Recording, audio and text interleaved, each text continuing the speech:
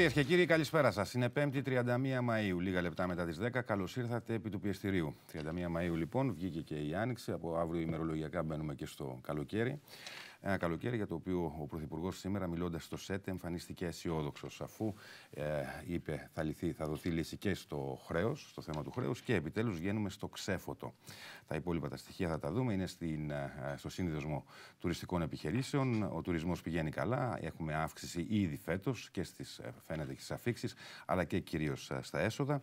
Ο κύριος Τσίπρας όμως έκανε και μια πολιτική αναφορά, η οποία ήταν και γενικότερη, είχε σχέση και με τα όσα συμβαίνουν στην Ιταλία. Είπε λοιπόν ότι η επίμονη λιτότητα για μακρόχρονικό διάστημα, χωρίς ορίζοντα ελπίδας, διαβρώνει την νομιμοποίηση των οικονομικών στόχων και προκαλεί διχασμό στο εσωτερικό των κοινωνιών, και κυρίως η περιφρόνηση της δημοκρατίας γεννά επικίνδυνες αλλά και δικαιολογημένες αντιδράσεις από τους λαούς. Το πρωί όμως στο ΣΕΤ μίλησε και ο κύριος Μητσοτάκης, ο οποίος την επιτυχία του τουρισμού τα 3 τελευταία χρόνια τα επέδωσε σε όλους τους άλλους εκτός από την ελληνική κυβέρνηση.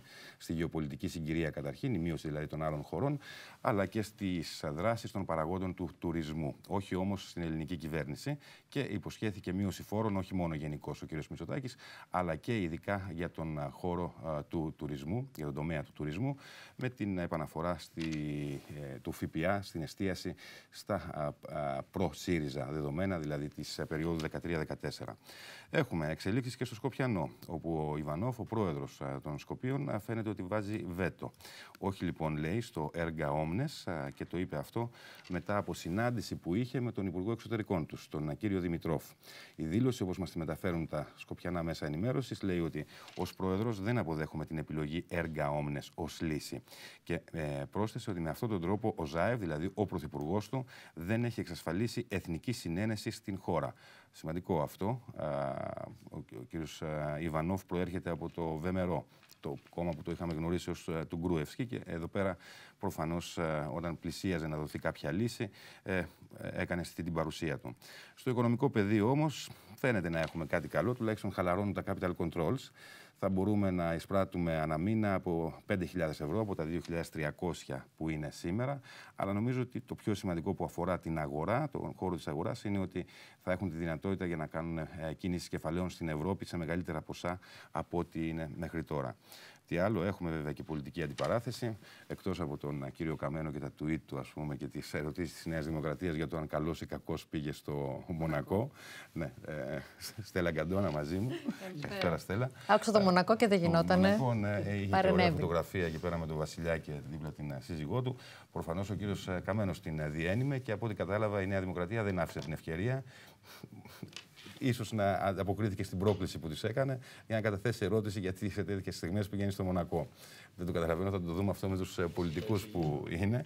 Μας το εξηγήσει ο κύριος Ρουμανός από τη Νέα Δημοκρατία, όπως επίσης και το άλλο, ας πούμε, ότι τα περιμηθεύματος της αριστεράς, η δολοφονία Λαμπράκη, όπως είπε στέλεχος της Νέας Δημοκρατίας που έχει περάσει από το Μητρό Στελεχών, είναι το νέο στελεχειακό δυναμικό που αναδεικνύει η Νέα Δημοκρατία υπό την ηγεσία του κ. Μητσοτάκη, η κυρία Πιπίνα Κουμάντου, κόρη του πρώην Δημάρχου Καλαμάτας, που έχει περάσει από το Μητρό Στελεχών, όπως είπαμε, είπε ότι η δολοφονία Λαμπράκη ήταν τροχαίο δυστύχημα, γιατί κάποιο τρίγυκλο έπεσε πάνω στον βουλευτή της αριστεράς όταν περνούσε. Εμένα μου θυμίζει κάτι σαν το συνοστισμό στη Σμύρνη, που είχαμε πει για ένα άλλο μεγάλο ιστορικό γεγονός. Στα πιο σοβαρά, τώρα σε δίνει αστάθεια, θεωρώ ότι παραμένει ο Ευρωπαϊκός Νότος, αν και πηγαίνουμε προς σχηματισμό κυβέρνησης στην Ιταλία. Οι πληροφορίες από εκεί λένε ότι υπάρχει και ξανά συμφωνία των 5 αστέρων, του κόμματος των 5 αστέρων με τη Λέγκα, με πρωθυπουργό τον Τζουζέπε Κόντε, και για το Υπουργείο Οικονομικών, που υπήρξε και το πρόβλημα που παραλίγο να έχουμε ξανά εκλογές, ακούγεται το όνομα πια του καθηγητή Τζοβάνι Τρία. Προφανώς έδωσε το OK και το Βερολίνο και η Ευρωπαϊκή Ένωση. Θεωρώ τη δήλωση Έρτιγκερ ότι οι αγορές θα πειθαρχήσουν την Ιταλία επικώς απαράδεκτη. Δεν μπορεί αυτό να το λέει εκπρόσωπος της Ευρωπαϊκής Ένωσης. Ενώ όμως πάει να σταθεροποιηθεί η κατάσταση, που θα το δούμε, δεν είναι τόσο εύκολο, έχουμε αναταράξεις και στην Ισπανία, όπου μέσα σε αχώ σκανδάλων πέφτει η κυβέρνηση του κυρίου Ραχόη. Είναι μετά την αποκάλυψη σκανδάλου του κόμματός του Λαϊκού Κόμματος. Του κατέθεσε πρόταση μομφής το κόμμα της αντιπολίτευσης αντιπολίτευσης, το σοσιαλιστικό. Και το κρίσιμο σημείο φαίνεται ότι ήταν οι βουλευτές, οι αυτονομιστές των Βάσκων, οι οποίοι συνενούν στην πρόταση μορφής. Από εκεί και πέρα υπάρχουν, από ό,τι λένε, δεν γνωρίζουμε πώς λειτουργεί το Σύνταγμα της Ισπανίας, υπάρχουν δύο ενδεχόμενα. Το ένα, όντως, να περιμένει την πρόταση μορφής, αλλά εφόσον συγκεντρώσει τον αριθμό των ψήφων που χρειάζεται, δηλαδή τους 176, ενώ έχει 180, τότε αυτομάτως γίνεται πρωθυπουργός ο πρόεδρος του Σοσιαλιστικού Κόμματος που κατέθεσε την πρόταση μορφής. Έχει τη δυνατότητα όμως ο κύριος Ραχόι, πριν φτάσει εκεί, να παραιτηθεί και να πάει μετά η διαδικασία των εντολών στον βασιλιά που έχουν εκεί. Και επίσης θεωρώ σημαντικό ότι η Ευρώπη-Αμερική είναι σε επίποδος εμπορικού πολέμου. Οι Ηνωμένες Πολιτείες μονομερώς έβαλαν δασμούς στον χάλιβα και στο αλουμίνιο και η Ευρωπαϊκή Ένωση, τουλάχιστον προς το παρόν, είναι όμως ως Γερμανία, απαντά ότι θα πάρει και εκείνη μέτρα. Μάλιστα, ο Υπουργός Εξωτερικών της Γερμανίας, ο Χάς, είπε ότι στο πρώτα η Αμερική, που είναι το σλόγγαν του Τραμπ, απαντάμε με το ΕΕ ενωμένη. Εδώ θεωρώ ότι το Βερολίνο, επειδή έχει δικά του συμφέροντα, πάλι βιάζεται να προεξοφλήσει την θέση της Ευρωπαϊκής Ένωσης. Λοιπόν, μαζί μου τη Στέλλα Καντώνα είπαμε, συνάδελφος δική μας θα με βοηθήσει. Ο Σάκης Παπαδόπουλος, βουλευτής Τρικάλων του ΣΥΡΙΖΑ. Καλησπέρα σας. Άρθια φεχθής από το Μέγαρο Μουσικής. Από το Μέγαρο Μουσικής, γιατί? Γιατί ανακοινώσατε κι εσείς ότι γίνονταν η Γενική Συνέλευση. Του ΣΕΤΕ. Βεβαίως. Το πρωί ήταν σε άλλο ξενοδοχείο. Τώρα το απόγευμα ήταν στο Μέγαρο Μουσικής. Πριν από λίγο τελείωσε και η ομιλία του Πρωθυπουργού. Ναι. Οπότε έχετε να μας δώσετε ρεπορτάζ, κύριε Παπαδόπουλε. Θα μας δώσετε εσείς το ρεπορτάζ. Βεβαίως. Νίκος Ρωμανός, αναπληρωτής εκπρόσωπος τύπου της Νέας Δημοκρατίας. Καλησπέρα, είπαμε και προηγουμένως. Και ο κύριος Παναγιώτης Καρκατσούλης, στέλεχος από το ποτάμι. Καλησπέρα και σε εσάς. Θέλετε να μας πείτε για το πόσο αισιόδοξα μπορούμε να δούμε το καλοκαίρι? Νομίζω ότι αυτό το μήνυμα ήρθε και με την ομιλία την οποία έκανε ο πρόεδρος του ΣΕΤΕ, που περιέγραψε ότι η εικόνα την οποία δίνει ο ελληνικός τουρισμός αντανακλά και μια εικόνα αισιοδοξίας για την πορεία της χώρας. Αλλάζουμε σελίδα. Φαίνεται αυτό σε μεγέθη τα οποία σχετίζονται και με την πορεία του τουρισμού, γιατί ξέρουμε πάρα πολύ καλά ότι και ζητήματα όπως η αγροδιατροφή, τα ποιοτικά προϊόντα τα οποία έχει ανάγκη η ελληνική τουριστική επιχείρηση για να μπορούμε να έχουμε ένα συνολικό θετικό αντίκρισμα για όλη την οικονομία μας. Η διασύνδεση του τουρισμού με τους άλλους κλάδους της οικονομίας και η ωφέλεια για όλη τη δυνατότητά μας να έχουμε μια οικονομική ανάκαμψη. Αλλά όπως είπε και το είπα προηγουμένως, γιατί κάλυψα τον κύριο Μητσοτάκη το πρωί στην ομιλία του, είπε ότι αυτά είναι από τις δράσεις των παραγόντων του τουρισμού και από την διεθνή γεωπολιτική συγκυρία, δηλαδή την ανταρχή στην Αίγυπτο, την Τουρκία κτλ., που αυξάνουν το τουριστικό ρεύμα προς την Ελλάδα. Ότι δεν έχει κάνει και πολλά πράγματα η κυβέρνησή σας. Εκείνο που είναι πάρα πολύ σημαντικό είναι ότι βοήθησε πάρα πολύ το γεγονός ότι η Ελλάδα αποτελεί ένα πυλώνα σταθερότητα στην ευρύτερη περιοχή. Όλα τα Βαλκάνια, η περιοχή της Μεσογείου, έχουν και ζητήματα τα οποία γνωρίζουμε πάρα πολύ καλά ότι δίνουν μια εύθραυστη κατάσταση. Το γεγονός ότι εδώ δίνεται μια εικόνα ασφάλειας.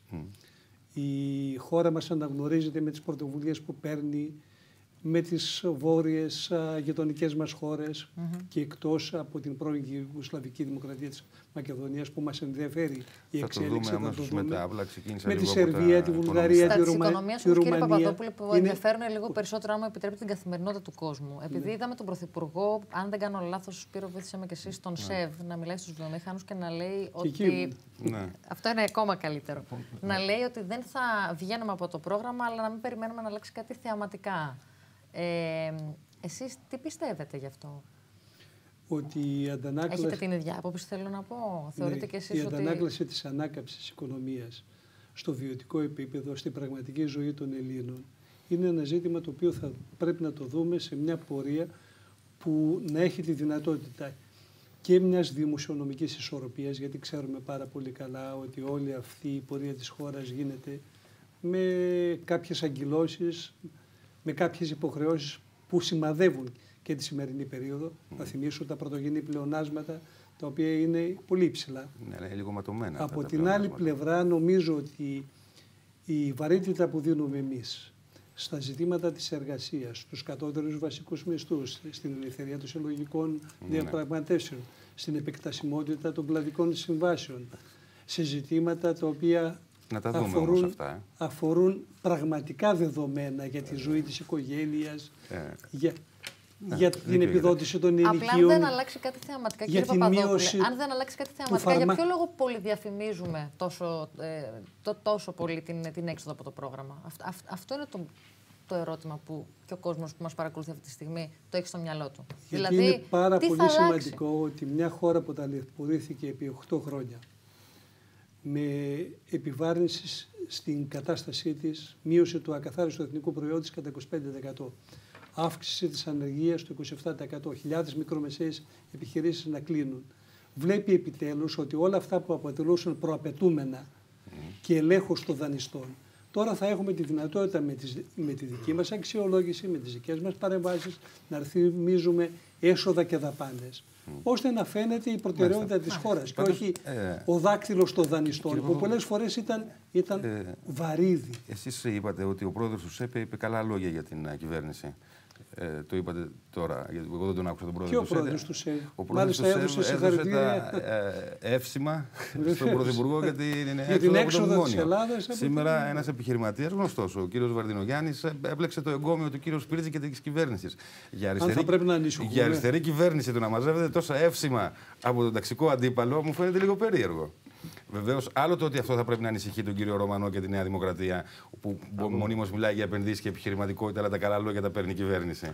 Αλλά και εσείς, σαν αριστερό κόμμα, δεν ξέρω πώς μαζεύετε τόσα εύσημα. Προτείνω να μην ανησυχεί κανένα. Εκτός αν επιτέλους υπήρξε η ταξική ειρήνη. Όχι.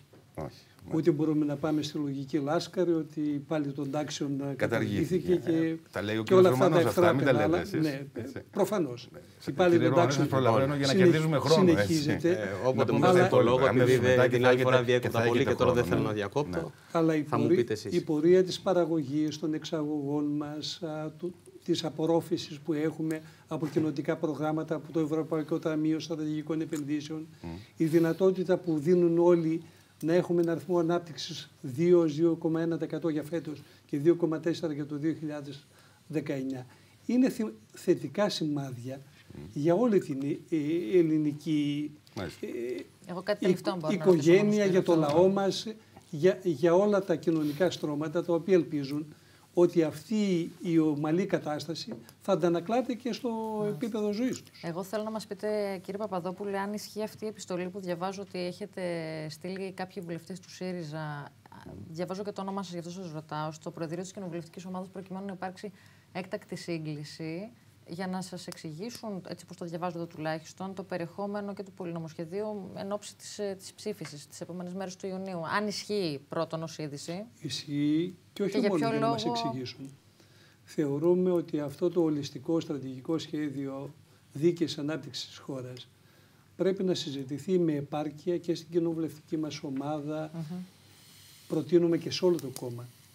Γιατί αυτά είναι τα ζητήματα τα οποία θα σημαδέψουν την επόμενη περίοδο με τις πρωτοβουλίες που θα πάρουμε για όριμες μεταρρυθμίσεις, για τομές και που να οδηγήσουν στην παραγωγική ανασυγκρότηση της χώρας, στο να έχουμε μια δημόσια διοίκηση η οποία να είναι υποδοτική, στο να κάνουμε δηλαδή αλλαγές χρήσιμες για την επόμενη μέρα της χώρας. Κύριε Ρωμανέ, εσείς αμφισβητείτε βεβαίως τα περί καθαρής εξόδου, έτσι. Μάλιστα, ο κύριος Βενιζέλος δεν είναι δικό σας, είναι από το άλλο κόμμα. Λέει ότι το αφήγημα έχει καταρρεύσει. Ωστόσο, και ζητάτε εκλογές. Τα ερωτήματα όμως υπάρχουν και για εσάς. Δηλαδή, εσείς πώς θα διαχειριστείτε, ας πούμε, τη μείωση των συντάξεων, θα την εφαρμόσετε.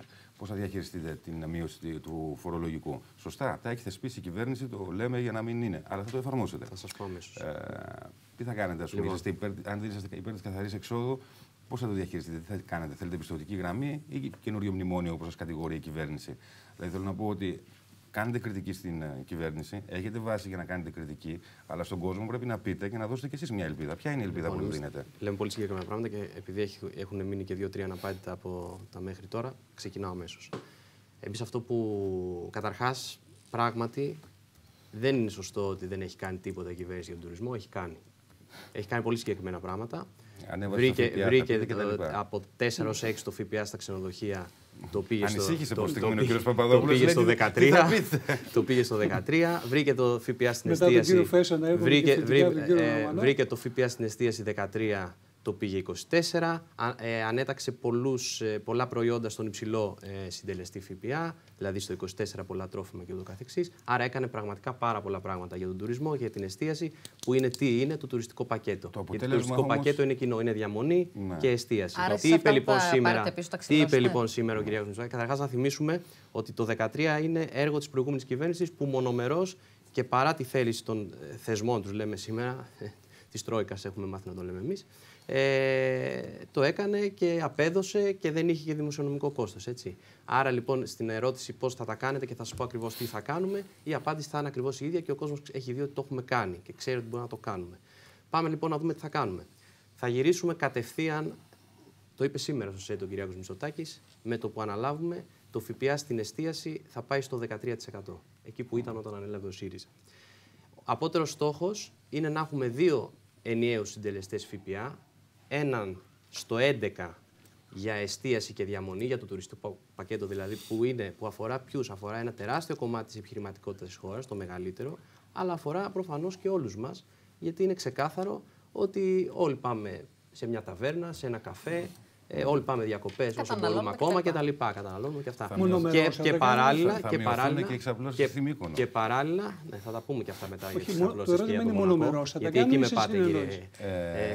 Είπε ότι θα κάνει μονομερός για να βοηθήσει. Λοιπόν, και παράλληλα το 24 σήμερα θα πάει στο 22. Άρα θα έχουμε 2 συντελεστές, ο υψηλός στο 22, ο χαμηλός στο 11, ο απότερος στόχος, και με το που αναλάβουμε 13. Αυτό είναι το σχέδιο του κ. Μητσοτάκη. Φυσικά, επιπρόσθετα από όλες τις άλλες συγκεκριμένες φοροαπαλλαγές που έχει πει μέχρι τώρα. Εγώ δεσμεύτηκε για την επαναφορά στο 13. Αυτό που είχε κάνει αυτό δηλαδή είναι λοιπόν το άμεσο. Τα υπόλοιπα, όπως και την συνολική μείωση της φορολογίας που έχει πει και ξαναπεί, την δίνει σε ορίζοντα διετίας. Για να κερδίζουμε χρόνο. Και τους δανειστές όμως πώς θα τους πείσετε? Αυτό δεν μας είπατε, κύριε Ρωμάνε.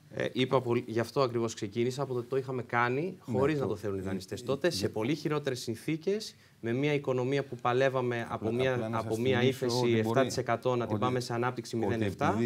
Και παρόλα αυτά το καταφέραμε. Όταν έχεις λοιπόν στρατηγική συγκεκριμένη και προτάσεις στην επιχειρηματικότητα την ανάπτυξη 4% που εμείς πιστεύουμε ότι αυτή η χώρα μπορεί να την πιάσει. Αυτό λέτε ότι το κάνει ο ΣΥΡΙΖΑ, δεν προτάσει την. Όχι, ο ΣΥΡΙΖΑ κάνει το ακριβώς αντίθετο. Η διαφορά μας είναι ότι εμείς πριμοδοτούμε την εργασία και την ανάπτυξη. Ο ΣΥΡΙΖΑ πριμοδοτεί την ανεργία και τα επιδόματα. Ο ΣΥΡΙΖΑ θέλει εξαθλιωμένο κόσμο, ο οποίος θα έχει ανάγκη τις πολιτικές του να δίνει, ας πούμε, εύκολες υποσχέσεις για βόλεμα στο δημόσιο και δεν ξέρω και εγώ γιατί άλλο, και για επιδόματα που βαφτίζει 13η σύνταξη. Εμείς αντίθετα θέλουμε μια πραγματική δυτική σύγχρονη χώρα, η οποία θα τρέχει με ρυθμούς ανάπτυξης μεγάλους και η οποία θα δίνει ευκαιρίες. Και θυμίζω ότι και σε αυτό το κομμάτι είπε συγκεκριμένα πράγματα ο κ. Μητσοτάκης, και αν θέλετε μπορώ να σας το αναλύσω. Ο κ. Μητσοτάκης όμως είπε όχι στην επεκτασιμότητα των συλλογικών συμβάσεων, έτσι, προτεραιότητα στις κλαδικές έναντι των, όχι των επιχειρησιακών έναντι των κλαδικών, καθώς επίσης και όχι μονομερή προσφυγή στην διαιτησία. Έτσι.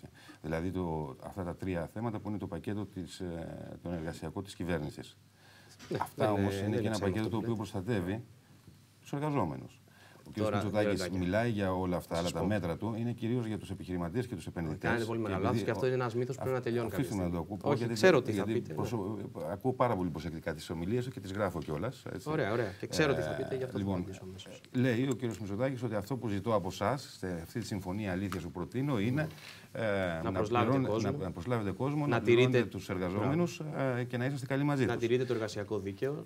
Ποιο εργασιακό δίκαιο? Να τηρείτε το εργασιακό δίκαιο ποιων, των επιχειρησιακών συμβάσεων, της θεσμοθέτησης των mini jobs, του ιδιωτικού ασφαλιστικού συστήματος που θα εισαγάγει. Με πάτε εκεί, να θυμίσουμε στον κόσμο λοιπόν ότι η γενιά των 360 ευρώ είναι κατόρθωμα ΣΥΡΙΖΑ. Δεν τελείωσα την ερώτηση.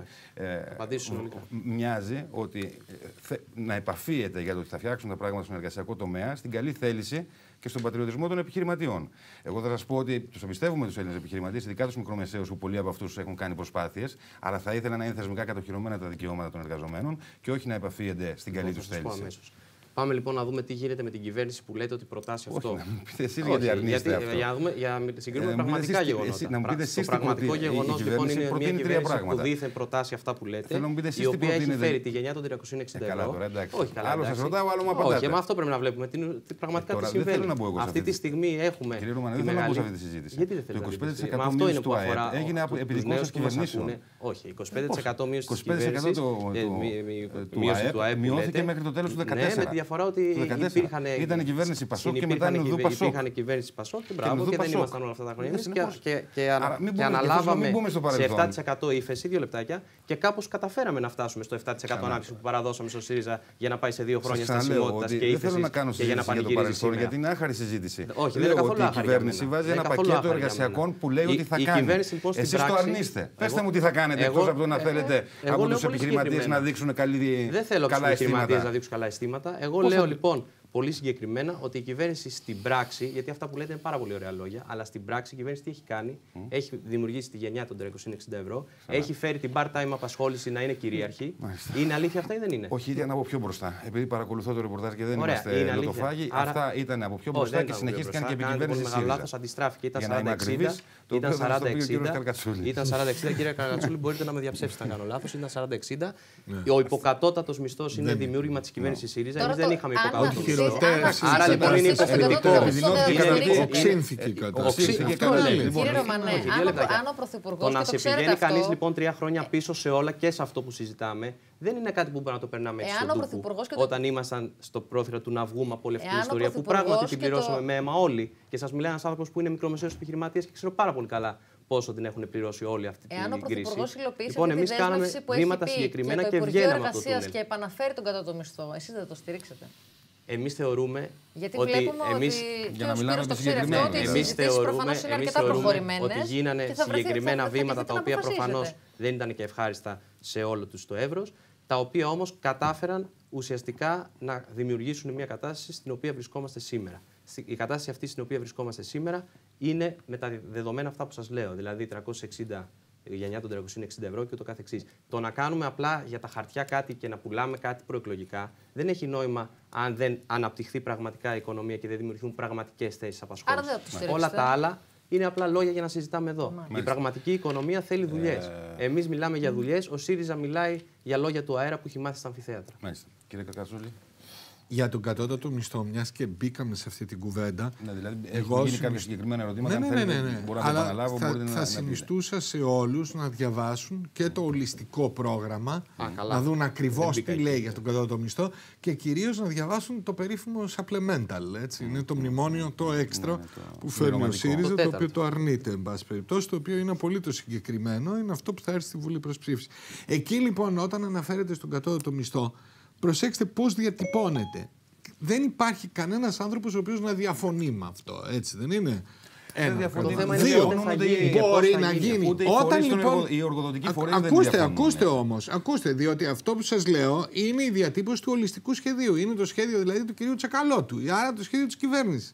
Θα γίνει μελέτη και με βάση τη μελέτη αυτή να δούμε αν θα προκύψουν οι δυνατότητες που θα μπορούσαν να μας επιτρέψουν να το συζητήσουμε, έτσι ακριβώς όπως σας το λέω, για τον κατώτατο μισθό. Δηλαδή, προσέξτε ποια είναι όλη τους η θέση. Ενώ βγαίνουν προς τα έξω και λένε εμείς θα επαναφέρουμε τον κατώτατο μισθό και μάλιστα λένε και αριθμούς κτλ.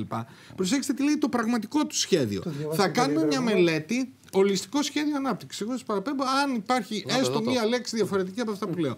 Ότι θα γίνει μια μελέτη. Από τη μελέτη θα δούμε αν υπάρχουν οι προϋποθέσεις υπό τις οποίες θα μπορούσε να πάρουμε τα μέτρα κάποια στιγμή προς αυτή την κατεύθυνση. Όσο δεν για την επεκτασιμότητα, το ίδιο πράγμα. Προσέξτε πού σκοντάφτει όλη αυτή η ιστορία σε κάτι το οποίο ενώ το δεχόμαστε πρέπει να κάνει ντε και καλά, ας πούμε, μικροπολιτική. Η κυβέρνηση την κάνει μικροπολιτική. Δηλαδή, αυτή τη στιγμή σου λέει η οικονομία σου είναι σε τέτοια κατάσταση που η ευελιξία στις εργασιακές σχέσεις, αυτό που λέμε 300 ευρώ, τα 200 κτλ. Είναι καλύτερα. Δηλαδή, από τη μία πανηγυρίζουν, λένε α, έπεσε η ανεργία. Πώς έπεσε η ανεργία? Η ανεργία έπεσε χάρη σε αυτές τις μορφές εργασίας. Και βεβαίως αυτό οδήγησε και στην ανατροπή που λέει ο κ. Ζορμανός. Εγώ δεν θα ήθελα να είναι έτσι, αλλά πάντως. Έπεσε όμως ή δεν έπεσε? Έπεσε, βέβαια. Έπεσε. Αλλά όμως προσέξτε, μην μου λέτε από την άλλη μεριά. Μην μου λέτε από την άλλη μεριά ότι ξέρετε, εγώ είμαι πανευτικός γιατί έπεσε και το κάνουμε γαργάρα εν ολίγης, ας πούμε, το τι έγινε, ότι σχέσεις εργασίας που είναι γαλέρα, έτσι. Άρα λοιπόν ή θα τα λέμε και τα δύο, έτσι. Τώρα, εγώ τι θα ήθελα. Θα ήθελα να μου πει τον τρόπο με τον οποίο θα γίνουν δουλειές, θα αναπτυχθεί η οικονομία, σε αυτό απολύτως συμφωνώ με τον κύριο Ρωμανό, και με τον οποιονδήποτε λογικό άνθρωπο, ούτως ώστε να πεις ότι έχω τη δυνατότητα να ξαναβάλω τέτοια θέματα. Έτσι. Δηλαδή, αν δείτε, λέω, σύγκριση, Γερμανία, έτσι θα το είδατε. Λοιπόν, το 25% των προσφύγων που πήγαν στη Γερμανία, 1,5 εκατομμύρια, έχει ήδη βρει δουλειά, λέει, και το 20% εξ αυτών έχει και ασφάλεια κρατική. Λοιπόν, μπορεί η δική μου οικονομία να τα παράσχει αυτά? Όχι. Το ερώτημα είναι λοιπόν, υπάρχει μέσα στο πρόγραμμα το κυβερνητικό οι προϋποθέσεις για να πάμε εκεί? Να σας κάνω τώρα μια παρένθεση. Ναι. Ότι αυτό ήταν σχέδιο. Είναι σχέδιο της Γερμανίας που ενσωματώνει εργατικού πληθυσμού από άλλες χώρες με χαμηλότερους μισθούς, λιγότερα δικαιώματα και έτσι κερδίζει ανταγωνιστικό πλεονέκτημα έναντι κυρίως της Γαλλίας, την οποία την υποχρεώνει και εκείνη να προσαρμοστεί, αλλά έχει εσωτερικά προβλήματα γιατί έχει άλλο εργασιακό πολιτισμό και πολιτικό πολιτισμό, και έναντι της Ιταλίας και των υπόλοιπων χωρών. Αυτή είναι η ερμηνεία. Αλλά το πραγματικό γεγονός είναι ότι το 20% έχει πλήρη ασφάλεια και είναι μετανάστες. Δεν μιλάω για τους ντόπιους. Ωραία. Λοιπόν, εγώ λέω ποια είναι τα βήματα που λέει η κυβέρνηση ότι θα κάνουμε, εκτός από το ήλιος και θάλασσα και έρχονται τουρίστες. Πώς θα αναπτυχθεί αυτή η χώρα, προς ποια κατεύθυνση και ποιο είναι αυτό το σχέδιο. Αυτό το σχέδιο που ζητάμε και δεν το βλέπουμε ποτέ. Ποιος είναι ο οδικός χάρτης? Θα σας κάνω εγώ μια ερώτηση από άλλη. Θα ρωτήσω και εγώ λίγο πιο σοβαρά τώρα. Αν θέλετε. Ότι πάρα πολύ ωραία να κάνει η κυβέρνηση και αυτή και η επόμενη ένα σχέδιο, ας πούμε, ανάπτυξης. Έκανε και τα συνέδρα, Σπύρο, με συγχωρείς. Τα αναπτυξιακά θέλω να πω ότι και από εκεί. Όταν δεν έχει χρηματοδοτικά εργαλεία, τι νόημα έχει? Όταν δεν έχει χρηματοδοτικά εργαλεία για να ενισχύσει. Έχει η κυβέρνηση. Έχει, αν τη ρωτήσετε. Για να κάνει δημόσια παρέμβαση και δημόσια επένδυση. Το ΕΣΠΑ δεν είναι. Με συγχωρείτε, δεν έχει τα 18 δις. Εμένα μου φαίνεται. Έχει τα 18 δις από το ΕΣΠΑ, το οποίο είναι δική της επιλογή τι θα τα κάνει. Δεν είναι θέμα αυτό. Είστε 13η. Συν αυτά που είναι έχει 10η και λέτε ψέματα. Είναι 13η. Χειρότερα από τον κύριο Ρωμανό. Ναι, περίεργο γι' αυτό. Δυστυχώς δεν το έχω δει πώς θα σας πω. 13η. Θα σας πω ακριβώς τη σειρά. Και διαφωνείτε μετά το διάλειμμα. Είναι αστείος όμως ο τρόπος να παρεμβαίνει. Μα δεν μπορώ να ακούγονται να αφήνω ψέματα. Είστε αστείος να παρεμβαίνετε στον κύριο Καρκατσούλη. Λοιπόν, συγγνώμη που παρεμβαίνω στον κύριο Καρκατσούλη. Δεν βοηθάει αυτό. Λοιπόν, ακούστε, αυτό το οποίο λέω εγώ είναι ότι αυτή τη στιγμή έχεις κάποια εργαλεία χρηματοδοτικά. Εκείνο που νομίζω ότι λείπει είναι ότι δεν είναι σαφής η κατεύθυνση προς τα πού. Να σας το πω λοιπόν αλλιώς. Μια χώρα η οποία έχει τα δικά μας προβλήματα, έτσι, και εξακολουθεί να έχει ένα πολύ ψηλό, εγώ θεωρώ ότι είναι πρόβλημα. Έτσι. Οι δημόσιες δαπάνες της είναι πολύ ψηλές. Το κράτος της είναι πολύ μεγάλο. Θα μπορούσε να το μαζέψει, να το εξορθολογήσει. Όχι βεβαίως με την έννοια να πωλήσει τον κόσμο κτλ. Να το εξορθολογήσει. Ξέρετε αυτή τη στιγμή τι σπατάλη επικρατεί? Θα σας δώσω μόνο ένα νούμερο. Ο κύριος Χουλιαράκης είναι υπουργός της κυβέρνησης. Αυτός λοιπόν πέρασε εις πείσμα των υπολείπων να κάνει ένα πιλωτικό, γιατί δεν ήθελε να το κάνει, κάνοντας μια αναθεώρηση και επιθεώρηση δαπανών. Να δει δηλαδή που υπάρχουν τρύπες. Αυτό είναι κάτι που έπρεπε να το έχουμε κάνει από την αρχή του μνημονίου. Εγώ το λέω παρόλο ότι είναι υπουργός της κυβέρνησης του ΣΥΡΙΖΑ. 300 εκατομμύρια μπόρεσε και τα κόψε μέσα σε 3 μήνες. Έτσι. Είχαμε λοιπόν πολύ μεγαλύτερα περιθώρια. Έχουμε πολύ μεγαλύτερα περιθώρια. Χωρίς να διώξει δημοσίους υπαλλήλους. Πείτε το. Όχι, βέβαια. Γιατί θα μας πούνε πάλι ότι θέλουμε να διώξουμε όλο το δημόσιο. Παίρνει τα εύσημα πάντως ο κ. Χουλιαράκης και από την Νέα Δημοκρατία και από το Πετά. Να πω για το ΕΣΠΑ. Αμέσως μετά το διάλειμμα. Σύντομο διάλειμμα, κύριε.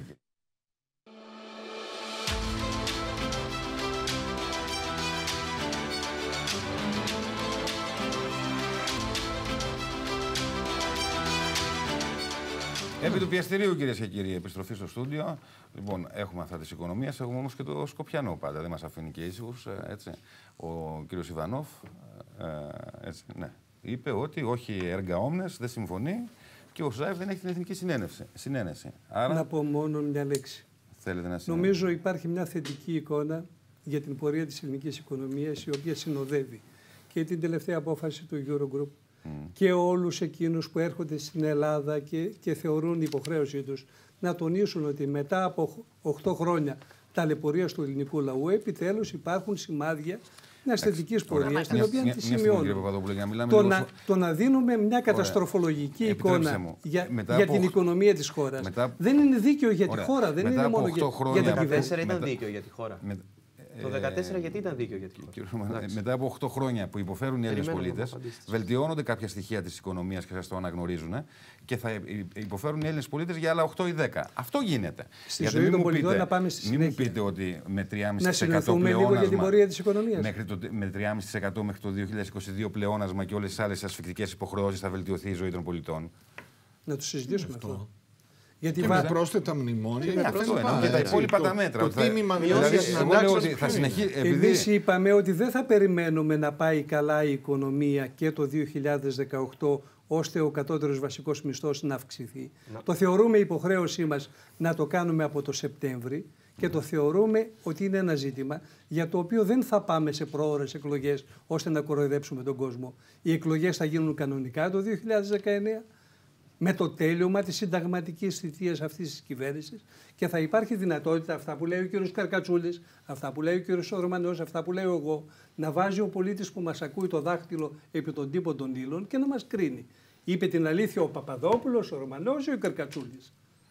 Γιατί όλοι κρινόμαστε από το πόσο διαπιστώνουμε ποια είναι η πραγματικότητα, πώς παρεμβαίνουμε στην πραγματικότητα. Εγώ επειδή δεν παίρνω πολιτικές θέσεις, παραθέτω στοιχεία. Ναι. Έστω και αν τα στοιχεία ευνοούν. Ωραία, να συνηθούμε για τα στοιχεία πρώτα. Τη μία ή την άλλη θέση. Γι' αυτό λέω το 3,5% πλεόνασμα μέχρι το 2022 είναι πραγματικό στοιχείο και είναι ασφικτικό για την οικονομία.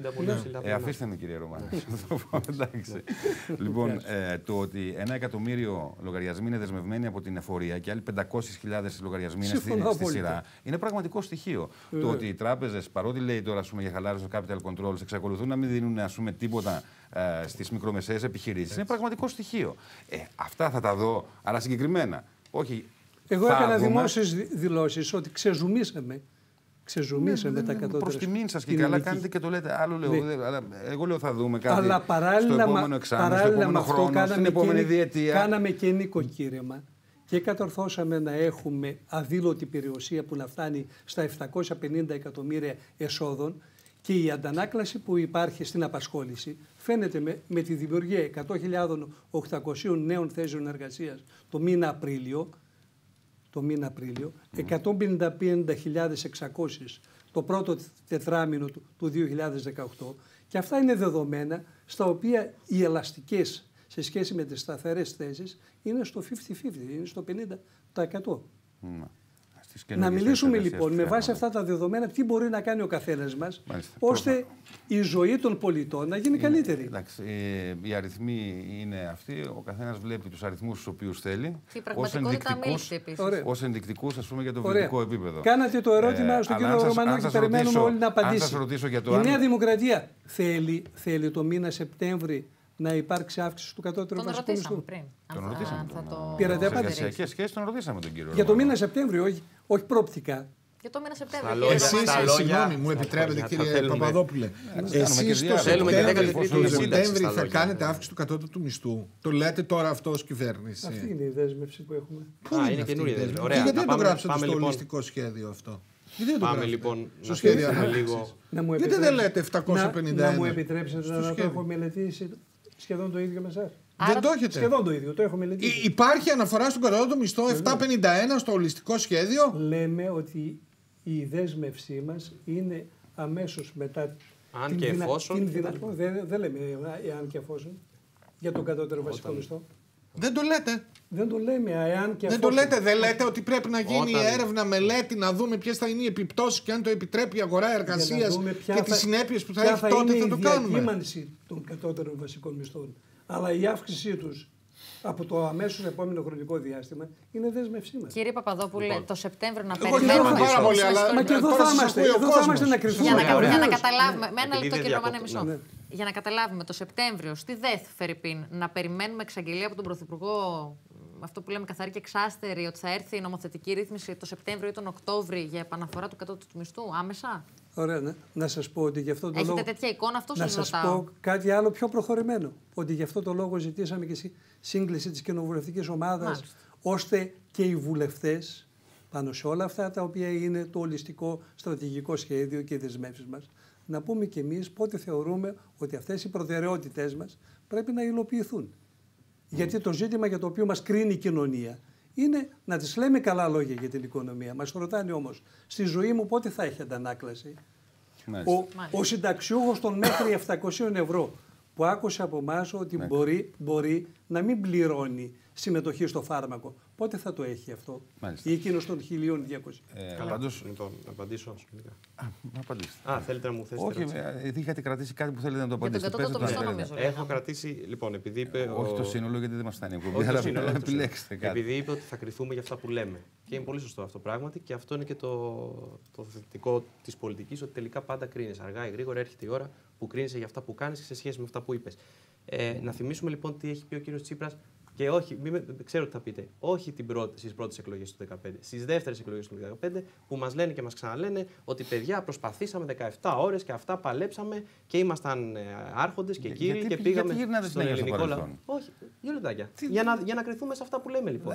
Στις δεύτερες εκλογές του 2015 και μετά τις δεύτερες εκλογές του 2015 λοιπόν, που υπήρχε το μνημόνιο υπογεγραμμένο και που μας λένε και μας ξαναλένε ότι αυτά είχαν υπογραφεί και δεν είναι 4ο μνημόνιο, αλλά τα είχαμε υπογράψει από τότε. Πάμε να δούμε λοιπόν τι μας έλεγαν τότε. Μας έλεγαν δεν θα μειώσουμε συντάξεις. Και τι θέλετε, να βγάλω το σακάκι μου. Το θυμάστε αυτό, Δεκέμβριο του 2015. Θέλετε να σας θυμίσω τι έλεγε στα Ζάπια. Δεκέμβριο του 2015. Ναι, να θυμηθούμε τι λέγαμε στα Ζάπια. Όποτε θέλετε να θυμηθούμε τι λέγαμε στα Ζάπια, γιατί και ο έμφυα με στα Ζάπια ήταν για τον οποίο χάσαμε τις εκλογές και οι μειώσεις φόρων που κάναμε μονομερώς με στα Ζάπια ήταν και πάρα πολλά πράγματα ήταν με στα Ζάπια. Αλλά θα με αφήσετε να τελειώσω αυτό που λέω τώρα. Τα Ζάπια ξέρετε ποια ήταν. Οι εξαγγελίες του κυρίου Σαμαρά ότι δεν θα εφαρμόσει μνημόνιο. Εγώ ξαναλέω. Μπορείτε να με θέλετε να με πάτε αλλού, εγώ θα τελειώσω αυτό που θέλω και μετά θα μιλήσουμε για τα Ζάπια. Η συζήτηση για το παρελθόν είναι άχαρη. Όχι, δεν είναι άχαρη αυτή η συζήτηση για το παρελθόν, γιατί είπαμε ότι θα κρυθούμε για αυτά που λέμε. Άρα όταν και μετά από την περίοδο που υποτίθεται ότι τελειώσαν. 2 λεπτάκια. Αυτό μου λέτε. Έχουμε μια κυβέρνηση που μας είπε ότι παιδιά είχαμε αυταπάτες και τελειώσαν οι αυταπάτες μας. Όταν λοιπόν και μετά την περίοδο που τελειώσαν οι αυταπάτες τους συνεχίζουν να εξαπατούν, τότε ξέρουμε τι αξιοπιστία έχει και αυτά που λέει τώρα ο κ. Παπαδόπουλος. Γι' αυτό το λέω αυτό και έχει πολύ μεγάλη σημασία. Δεν θα μειώσουμε συντάξεις, δεν θα κοπεί το ΕΚΑΣ, το οποίο κόβεται, δεν θα δώσουμε τα σπίτια σε ΦΑΤΣ. Και κάτι τελευταίο. Κάτι θετικό για να έχει να περιμένει.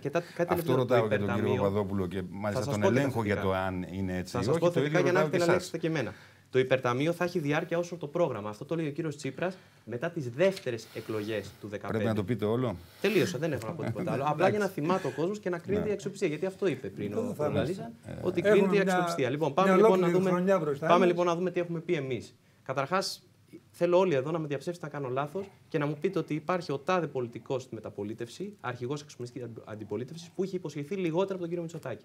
Τώρα, επί τόπου, πείτε μου, ποιος έχει υποσχεθεί λιγότερα από τον κύριο Μητσοτάκη στη μεταπολίτευση. Εγώ θα σας ρωτήσω τότε γιατί να τον ψηφίσω. Ωραία. Γιατί να τον ψηφίσετε. Γιατί ακριβώς αυτό που λέει. Άμα είναι ότι είναι αλήθεια, ας πούμε, και να ηθική, ας πάμε να το ρίξουμε στη θρησκεία, ας πούμε, στη ψυχή μας. Θα σας πω λοιπόν αμέσως. Στην πολιτική δεν κρίνω, ας πούμε, από την αλήθεια και το αυτό. Θέλω να μου πει κάτι για να μου βελτιώσει τη ζωή μου. Καταρχάς θέλετε να σας πει αλήθεια πρώτα απ' όλα. Θέλω να μου πει κάτι που θα βελτιώσει τη ζωή μου. Μου είναι δευτερεύον το αλήθεια. Θέλουμε να μας πει κάτι που είναι ρεαλιστικό, κύριε Ρωμάνε. Που να μπορεί να ρεαλιστικό, γίνει αυτό λέω. Γι' αυτό ξεκίνησα έτσι. Για το ρεαλισμό ξεκίνησα. Θέλετε την αλήθεια και σας λέω όχι. Θέλω να μου πει κάτι. Αλλά δεν θέλετε την αλήθεια. Θέλω να μου πει κάτι για να μου βελτιώσει τη ζωή. Αλλά που να είναι αλήθεια προφανώς. Αλλιώς δεν θα βελτιωθεί. Και μου λέτε 5 φορές ότι έτσι τις μέτρησα. Δηλαδή δεν θέλετε την αλήθεια. Τι θέλετε να σας πω, αφού απάντησα. Όχι, μα μου θέλετε να αλλάξουμε και όρους, ας πούμε, και να με τιμωρήσετε γιατί λέω ότι είναι σημαντικό κατά την άποψή μου και νομίζω και για τους τηλεθεατές. Ότι θέλουν από τα πολιτικά κόμματα κάτι που να βελτιώσει τη ζωή τους. Αλλά που να είναι και ρεαλιστικό για να γίνει. Αυτό λέω. Γιατί αν είναι να τους. Εγώ μπορώ να τους πω κάτι για να βελτιώσει τη ζωή τους. Άμα δεν είναι ρεαλιστικό, πώς να τη βελτιώσει. Άρα η αλήθεια είναι μέσα στην εξίσωση. Μην την βγάζουμε την αλήθεια. Μην την υποτιμάμε. Πάμε λοιπόν να δούμε. Η αλήθεια είναι για εσάς, να σας πω. Επειδή εγώ παρακολουθώ το ρεπορτάζ πολύ καλά, ό,τι είχε πει ο Σαμαράς στην αντιπολίτευση ήταν ψέματα. Όχι, κάνετε πολύ μεγάλο λάθος. Έκανε τη μεγαλύτερη κολοτούμπα και μετά ένα ολόκληρο σύστημα τον στήριξε. Ένα ολόκληρο σύστημα τον στήριξε και τον αναξιόπιστο πολιτικό, ο οποίος μέχρι τότε αναξιόπιστο τον ανάβαζε, αναξιόπιστο και ακροδεξιό τον κατέβαζε, τον έκανε ρεαλιστή και οραματιστή πρωθυπουργό. Αφήστε τα τώρα αυτά. Αυτά είναι παιχνίδια του συστήματος. Μην μου λέτε εμένα για αλήθεια και για ψέμα. Αλλά το ότι ο Σαμαράς ήταν ο καλύτερος πρωθυπουργός μεταπολίτευσης από τους δύο καλύτερους τέλος πάντων του Ραχώη, έτσι. Ο Ραχώη ήταν ο μόνος που είχε έρθει να τον άρα στηρίξει για να μην προεκλογικά. μπούμε όμως εκεί, γιατί και τα Ζάπια είναι, σας είπα ότι και το έμφυα μέσα Ζάπια ήταν και πολλά πράγματα που είχε ήδη προαναγγείλει για το τελευταίο έτος που τον ρίξανε μαζί με τη Χρυσή Αυγή για να τα θυμόμαστε και αυτά. Λοιπόν, πάμε τώρα. Τα Ζάπια ήταν πριν αναλάβει η κυβέρνηση. Τι λέτε? Τα Ζάπια ήταν πριν αναλάβει η κυβέρνηση. Ήταν αντιμνημονιακή αντιπολίτευση. Ναι, λέω ότι ακόμα και τα Ζάπια που ήταν αντιμνημονιακή αντιπολίτευση, όπως λέτε, υπάρχουν σημεία μέσα τα οποία εφαρμόστηκαν. Δεν εφαρμόστηκαν όλα, προφανώς, αλλά δεν εφαρμόστηκαν τα ακριβώς αντίθετα όπως έκανε ο ΣΥΡΙΖΑ. Δεν υπάρχει άλλη κυβέρνηση που να έχει εφαρμόσει τα ακριβώς αντίθετα όπως είπε, σε όλα όσα είπε. Και θα σας πω λοιπόν συγκεκριμένα, επειδή με διακόψετε για τον κύριο Μητσοτάκη, που συμφωνήσαμε όλοι, γιατί δεν με διέψευσε κανείς ότι έχει υποσχεθεί τα λιγότερα από όλη τη μεταπολίτευση, να δούμε λοιπόν τι έχει πει αυτός ο άνθρωπος που μπορεί να βελτιώσει τη ζωή σας. Γιατί πολύ σωστά μου είπατε ότι εμένα αυτό που με ενδιαφέρει σαν πολίτη είναι πώς θα βελτιώσει τη ζωή μου. Τι να το κάνω, το να μου λες αερολογίες. Πάμε λοιπόν να δούμε τι έχει πει ο κύριος Μητσοτάκης. Έχει πει συγκεκριμένα επιχειρήσεις από 29 στο 20. Θυμίζω ότι ο ΣΥΡΙΖΑ το βρήκε 26, το πήγε 29. Έχει πει αυτά που σας είπα για το ΦΠΑ, εστίαση, τουριστικό προϊόν και ούτω καθεξής. Έχει πει για κατώτερο φορολογικό συντελεστή, τον εισαγωγικό φορολογικό συντελεστή, που αφορά πάρα πολύ κόσμο και δεν νομίζω να αφορά ανθρώπους με offshore και τον κύριο Βαρδινογιάννη που είπατε πριν. Αφορά ανθρώπους τους οποίους υποτίθεται ότι ο ΣΥΡΙΖΑ είχε κάνει σημαία. Έτσι. Σε βάθος διετίας τα λέει αυτά. Ακριβώς, σε βάθος διετίας. Ναι, άρα τι θέλετε να πει αύριο και να είναι αναξιόπιστος ή να πει σε βάθος διετίας και να βελτιωθεί η ζωή σας? Και εφόσον έχει δώσει δείγματα γραφής και θεωρηθεί αξιόπιστος, έτσι ώστε να μπορέσει να τα κάνει. Αυτή είναι το πλήρες. Λέω λοιπόν συγκεκριμένα ότι από το 22 στο 10. Είναι λοιπόν χειροπιαστά πράγματα, είναι μετρημένα πράγματα. Σας πληροφορώ και σας το λέω με τα λόγου γνώσης ότι ο Κυριάκος ο Μητσοτάκης, αν δεν το μετρήσει από όλες τις μεριές, δεν υπάρχει περίπτωση να πει κάτι στο δημόσιο διάλογο. Ό,τι έχει υποσχεθεί με τις προϋποθέσεις αφορούν τους επιχειρηματίες. Τι λέτε τώρα? Το 22 στο 10 ο εισαγωγικός συντελεστής αφορά επιχειρηματίες. Αφορά ανθρώπους που μέχρι τώρα ήταν στο αφορολόγητο και η κυβέρνηση, κάποιους από αυτούς, γιατί οι άλλοι ήδη δεν είναι στο αφορολόγητο, γιατί έχει ήδη μειώσει. Σε βάθος διετίας και υπό προϋποθέσεις. Λοιπόν, ξαναλέω, αφορά όμως. Αν κάνω λάθος, παίρνω πίσω. Ένα να λύνουμε. Μου είπατε ότι αφορά επιχειρηματίες. Σας λέω λοιπόν ότι αυτό το συγκεκριμένο δεν αφορά επιχειρηματίες. Και πάμε να δούμε και άλλα πράγματα που δεν αφορούν επιχειρηματίες. Πάμε να δούμε τα 1.000 ευρώ αφορολόγητο για κάθε παιδί. Αφορά επιχειρηματίες αυτό ή αφορά. Είναι στο ίδιο μέτρο. Πάμε κάποιο. Άρα τι μου λέτε? Επειδή δηλαδή κάτι μπορεί να είναι σε βάθος εξαμήνου, έτους ή διετίας, δεν πρέπει να το λέμε και πρέπει να υποσχόμαστε ψέματα που θα γίνουν δίθεν αύριο και να κάνουμε τα ακριβώς αντίθετα όπως έκανε ο ΣΥΡΙΖΑ? Αν θέλετε τέτοια πολιτική, λυπάμαι. Εγώ δεν θέλω τέτοια πολιτική. Αφού θα είναι σε βάθος διετίας και συνεννόηση με τους εταίρους, πώς είναι δυνατόν εκ των προτέρων? Δεν είναι θέμα συνεννόηση με τους εταίρους. Αυτά είναι δεσμεύσεις. Αυτά που σας λέω είναι δεσμεύσεις.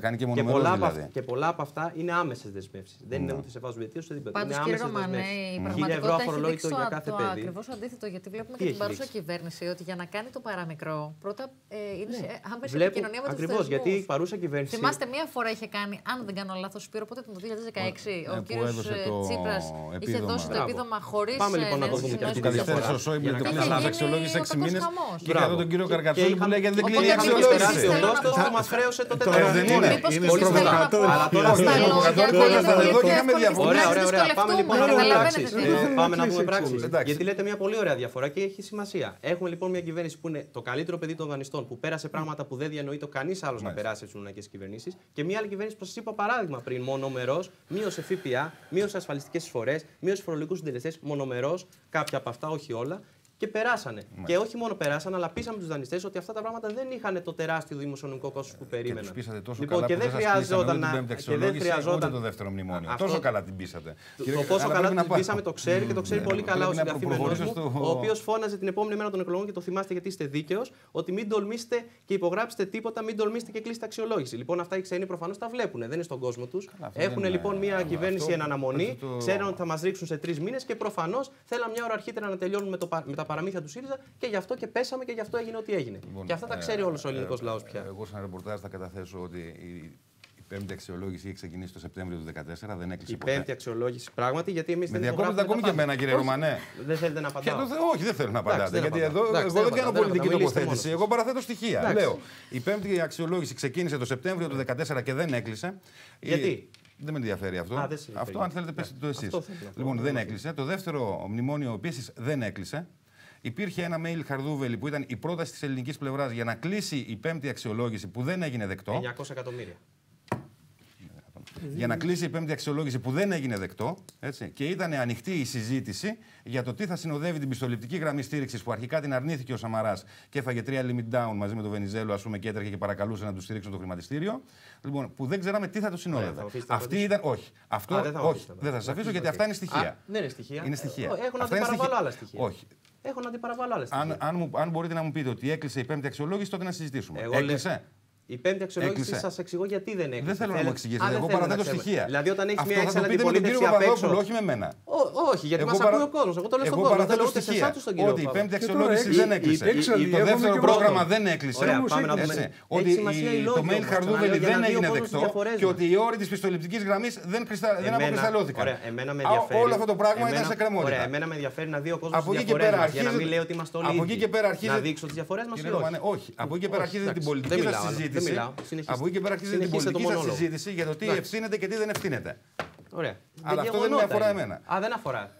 Όταν έχεις μια έξαλλη αντιπολίτευση η οποία δεν σε αφήνει να κάνεις βήμα, όταν έχεις μετά τις ευρωεκλογές τον Τσίπρα να ανεβαίνει στα τραχτέρ και να κάνει και να ράνει και να λέει μην τολμήσετε. Αυτά είναι εξηγήσεις. Όταν έχεις μια κυβέρνηση η οποία σε αντίθεση με τον Τσίπρα δεν υπογράφει τα πάντα. Κύριε Ρουμανέ, είναι μεθοδολογικό αυτό που σας λέω. Αυτά που λέτε είναι εξηγήσεις που δεν αναιρούν την πραγματικότητα των στοιχείων που παρέθεσα.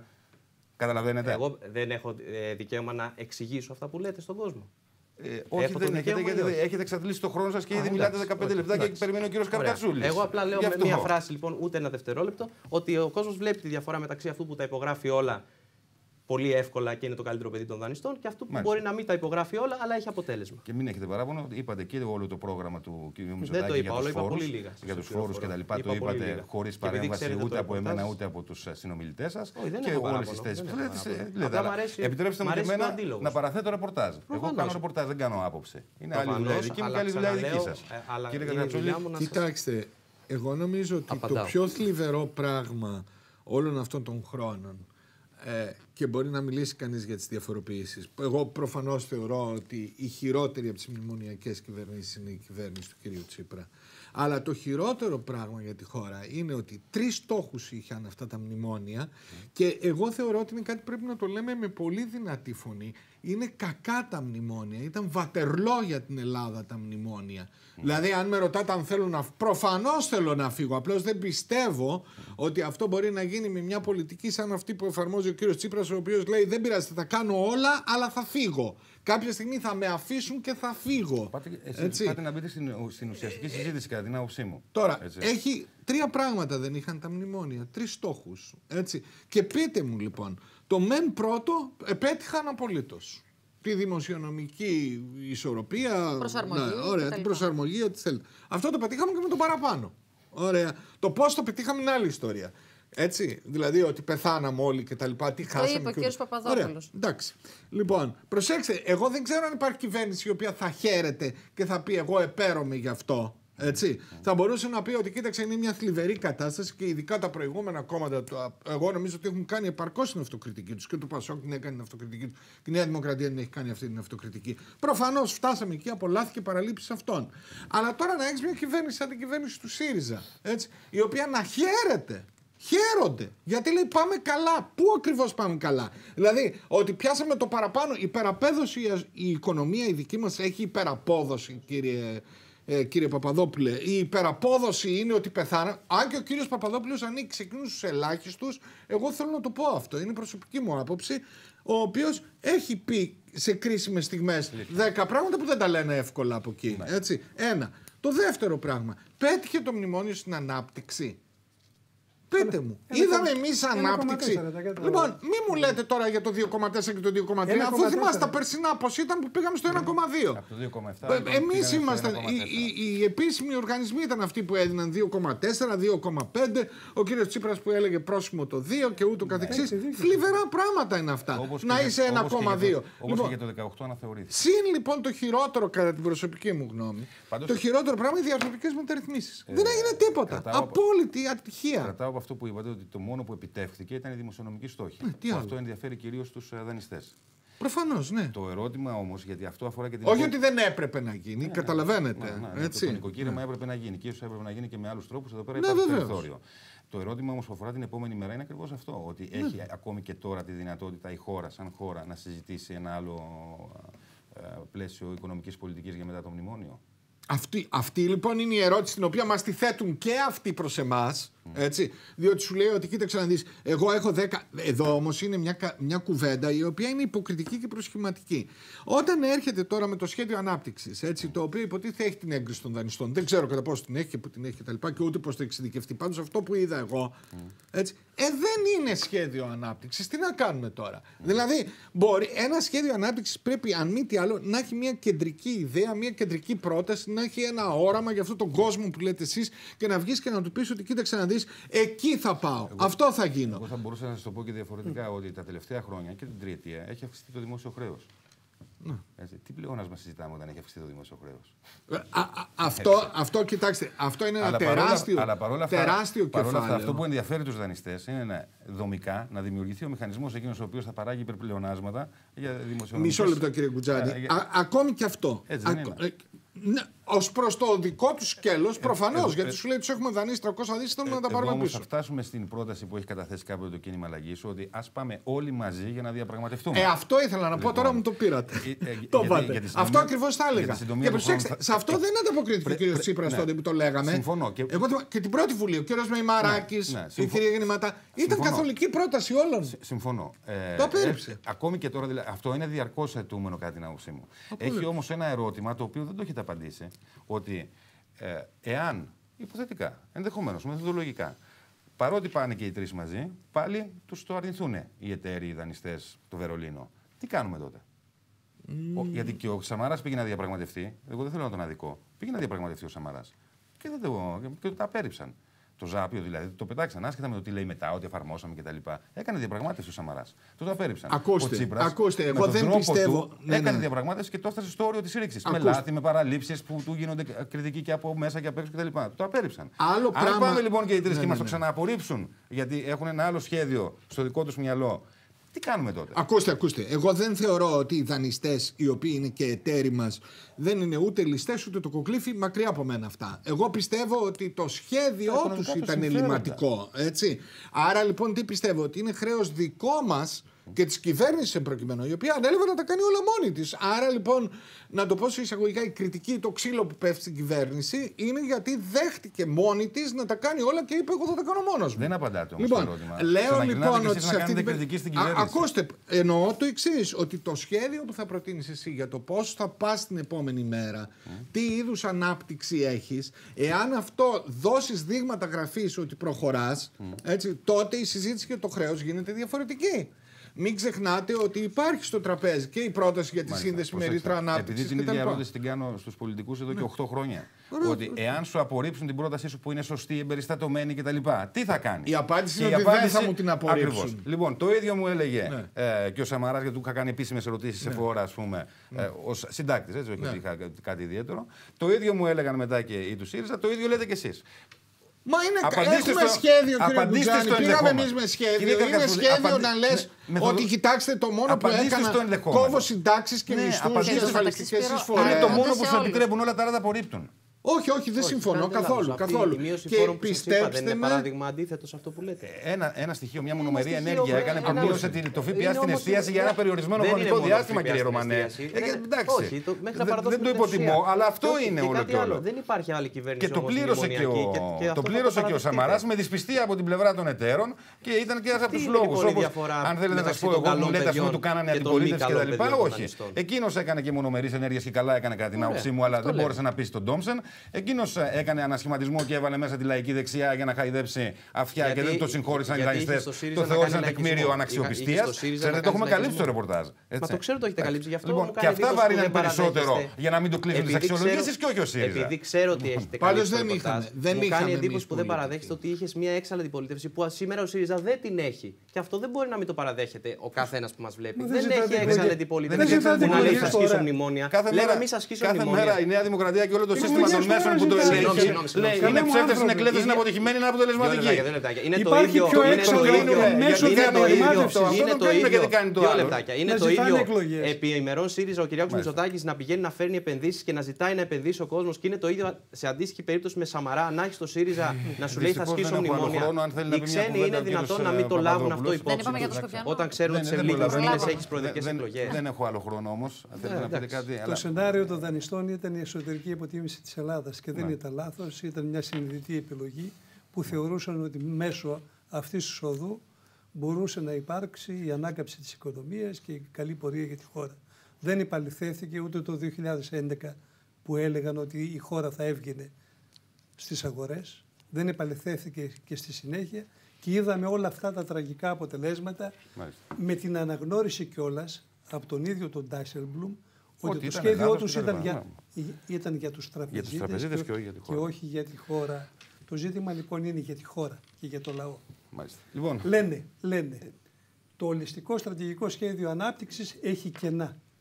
Παρακολουθήσαμε όλη τη συζήτηση στη Βουλή. Άκουσε ο κ. Καρκαλτσούλης ένα εναλλακτικό σχέδιο από την πλευρά του κόμματος στο οποίο ανήκει. Το κόμμα που ανήκει έχει κάνει. Θέλω να κερδίσω χρόνο, δεν έχω άλλο χρόνο. Αφήστε με λίγο, δύο λέξεις. Ναι. Σε συγκριτικά πλεονεκτήματα για τη χώρα, σε ποιους τομείς πρέπει να επενδύσουμε και στο τι προτείνουμε εμείς για το ανθρώπινο δυναμικό ως πυλώνας της ανάπτυξης, δεν υπάρχει αντιπρόταση. Τώρα θα πρέπει να απαντήσω. Κάτι τώρα. Εγώ δέχομαι ότι έχετε πολύ χρόνο, αλλά μην την ανοίξουμε αυτή την κουβέντα. Είναι πολύ άθαρη. Θα του πω εγώ ότι το κίνημα αλλαγής για επιμέρους ζητήματα έχει καταθέσει και συγκεκριμένες προτάσεις. Για τη φαρμακευτική πολιτική να σας το πω εγώ. Ολιστικό σχέδιο δεν είναι δουλειά της αντιπολίτευσης να έχει ολιστικό σχέδιο. Προχθές υλοποιήθηκε η πρόταση της κυρίας Γεννηματά για χάραξη εθνικής στρατηγικής πολιτικής για το φάρμακο.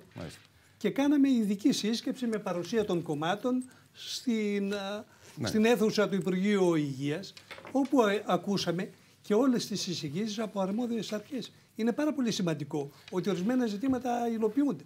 Όπως και το ζήτημα της συνταγματικής αναθεώρησης. Το οποίο και αυτό είναι μια πρόταση. Δεν έχω χρόνο. Δεν είπαμε για το Μονακό να κλείσουμε ευχάριστα. Σας ευχαριστώ πάρα πολύ. Αρκεί να μου λέγατε και που είναι οι ξαπλώστρες. Όλα θα τα πούμε. Κυρίες και κύριοι, σύντομο διάλειμμα και επιστρέφουμε.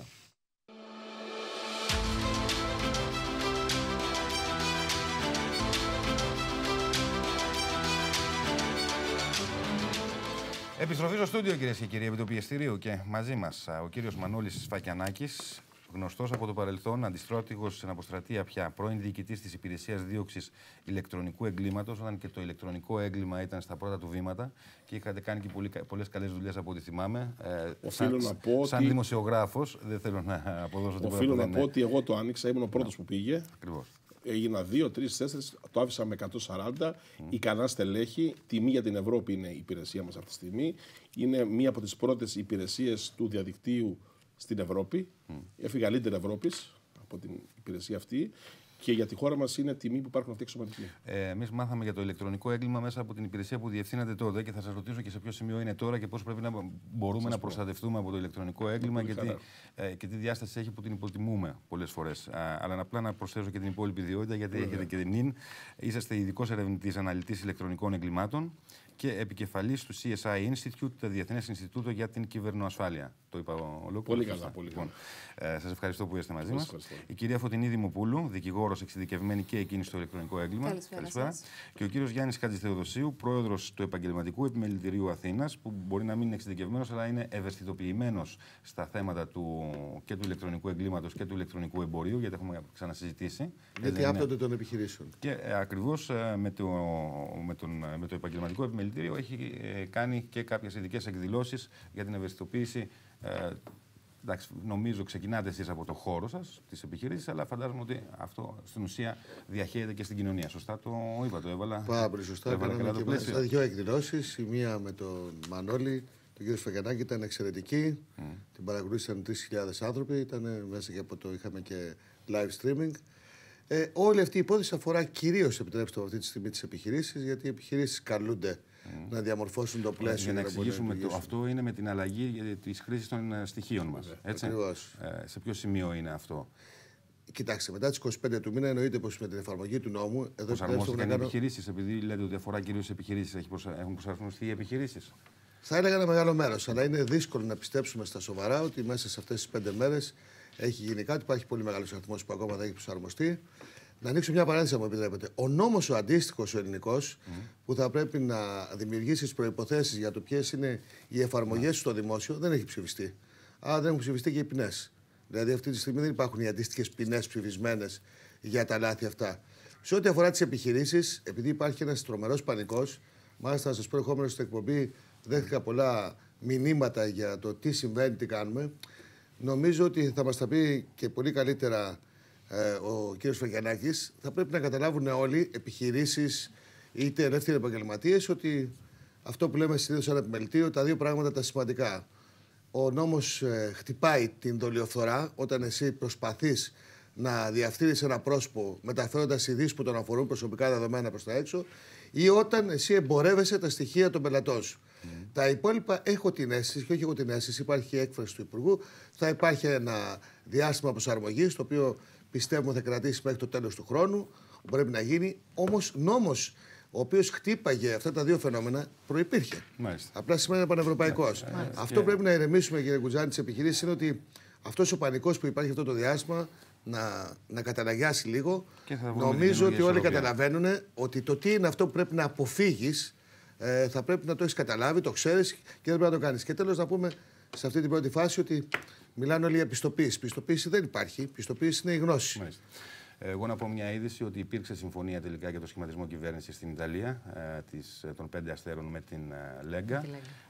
Είπαμε και τις πληροφορίες προηγουμένως για τον Πρωθυπουργό. Προφανώς ξεπεράσει και το πρόβλημα. Λοιπόν,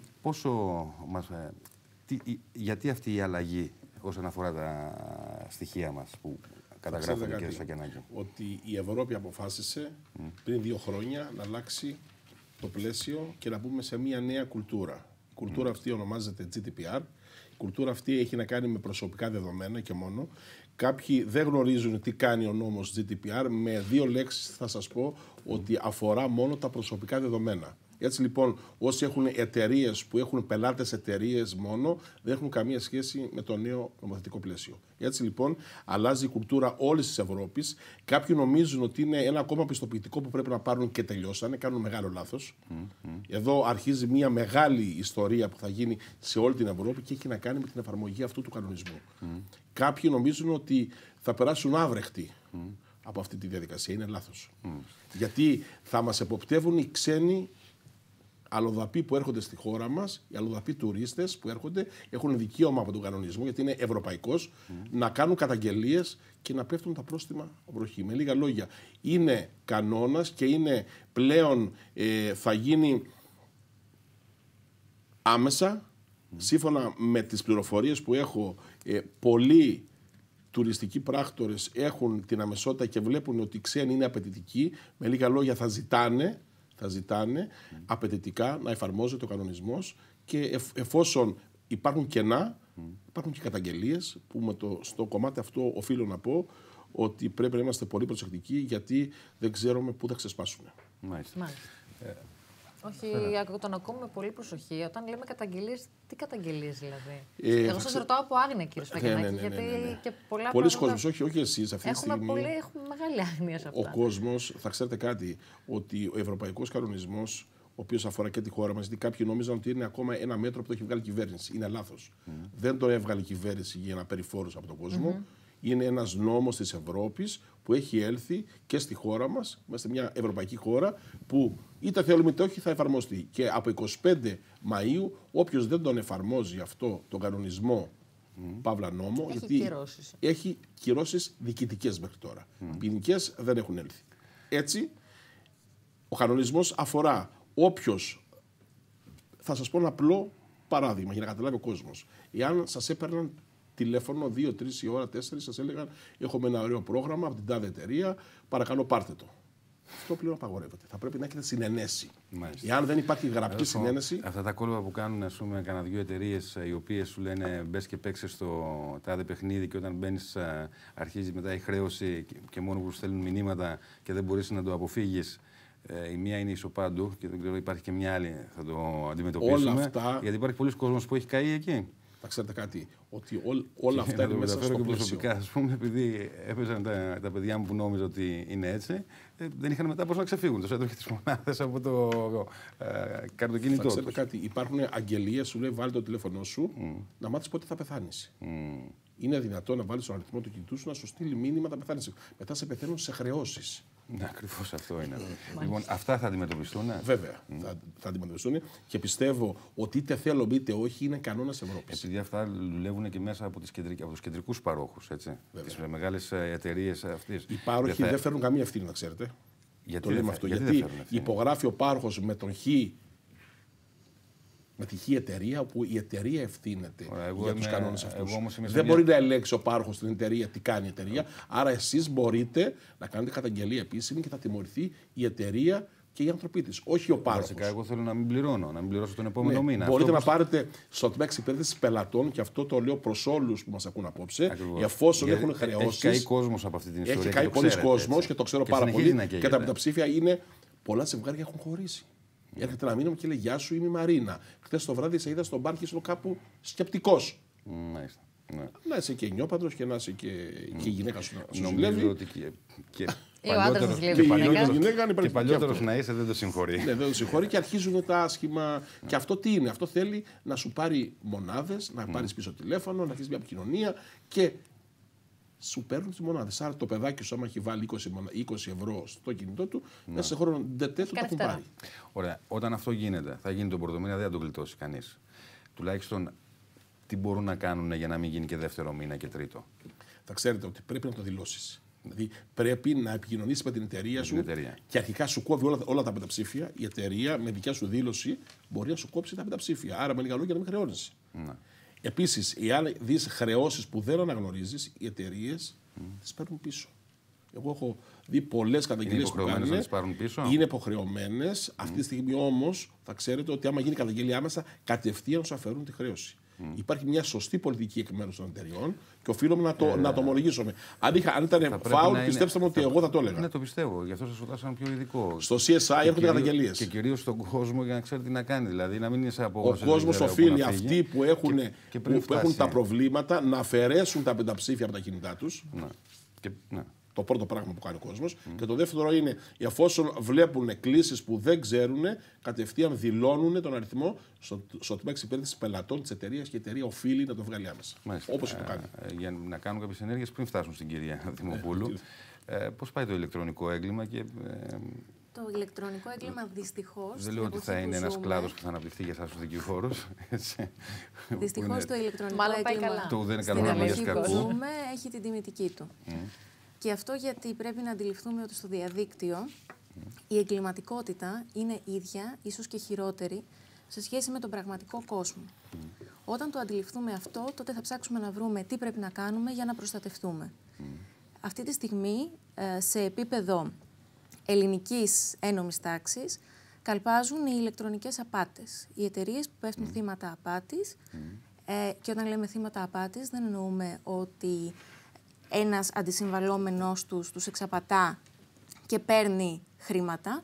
Εννοούμε ότι παρεμβάλλεται στην επικοινωνία με αντισυμβαλόμενη εταιρεία ο hacker, λαμβάνει γνώση του περιεχομένου της μεταξύ τους επικοινωνίας και αναδρομολογεί την ηλεκτρονική επικοινωνία, αλλάζοντας για παράδειγμα τα στοιχεία ενός λογαριασμού, στον οποίο πρέπει να γίνει η κατάθεση για εμπορεύματα που έχουν αγοραστεί. Έτσι λοιπόν έχουμε τεράστια χρηματικά ποσά, τα οποία αντί να πάνε στο λογαριασμό της αντισυμβαλόμενης εταιρείας, του προμηθευτή μας, πηγαίνουν σε λογαριασμούς σε τρίτες χώρες, που είναι πάρα πολύ δύσκολο και να βρούμε. Σε μια τέτοια περίπτωση?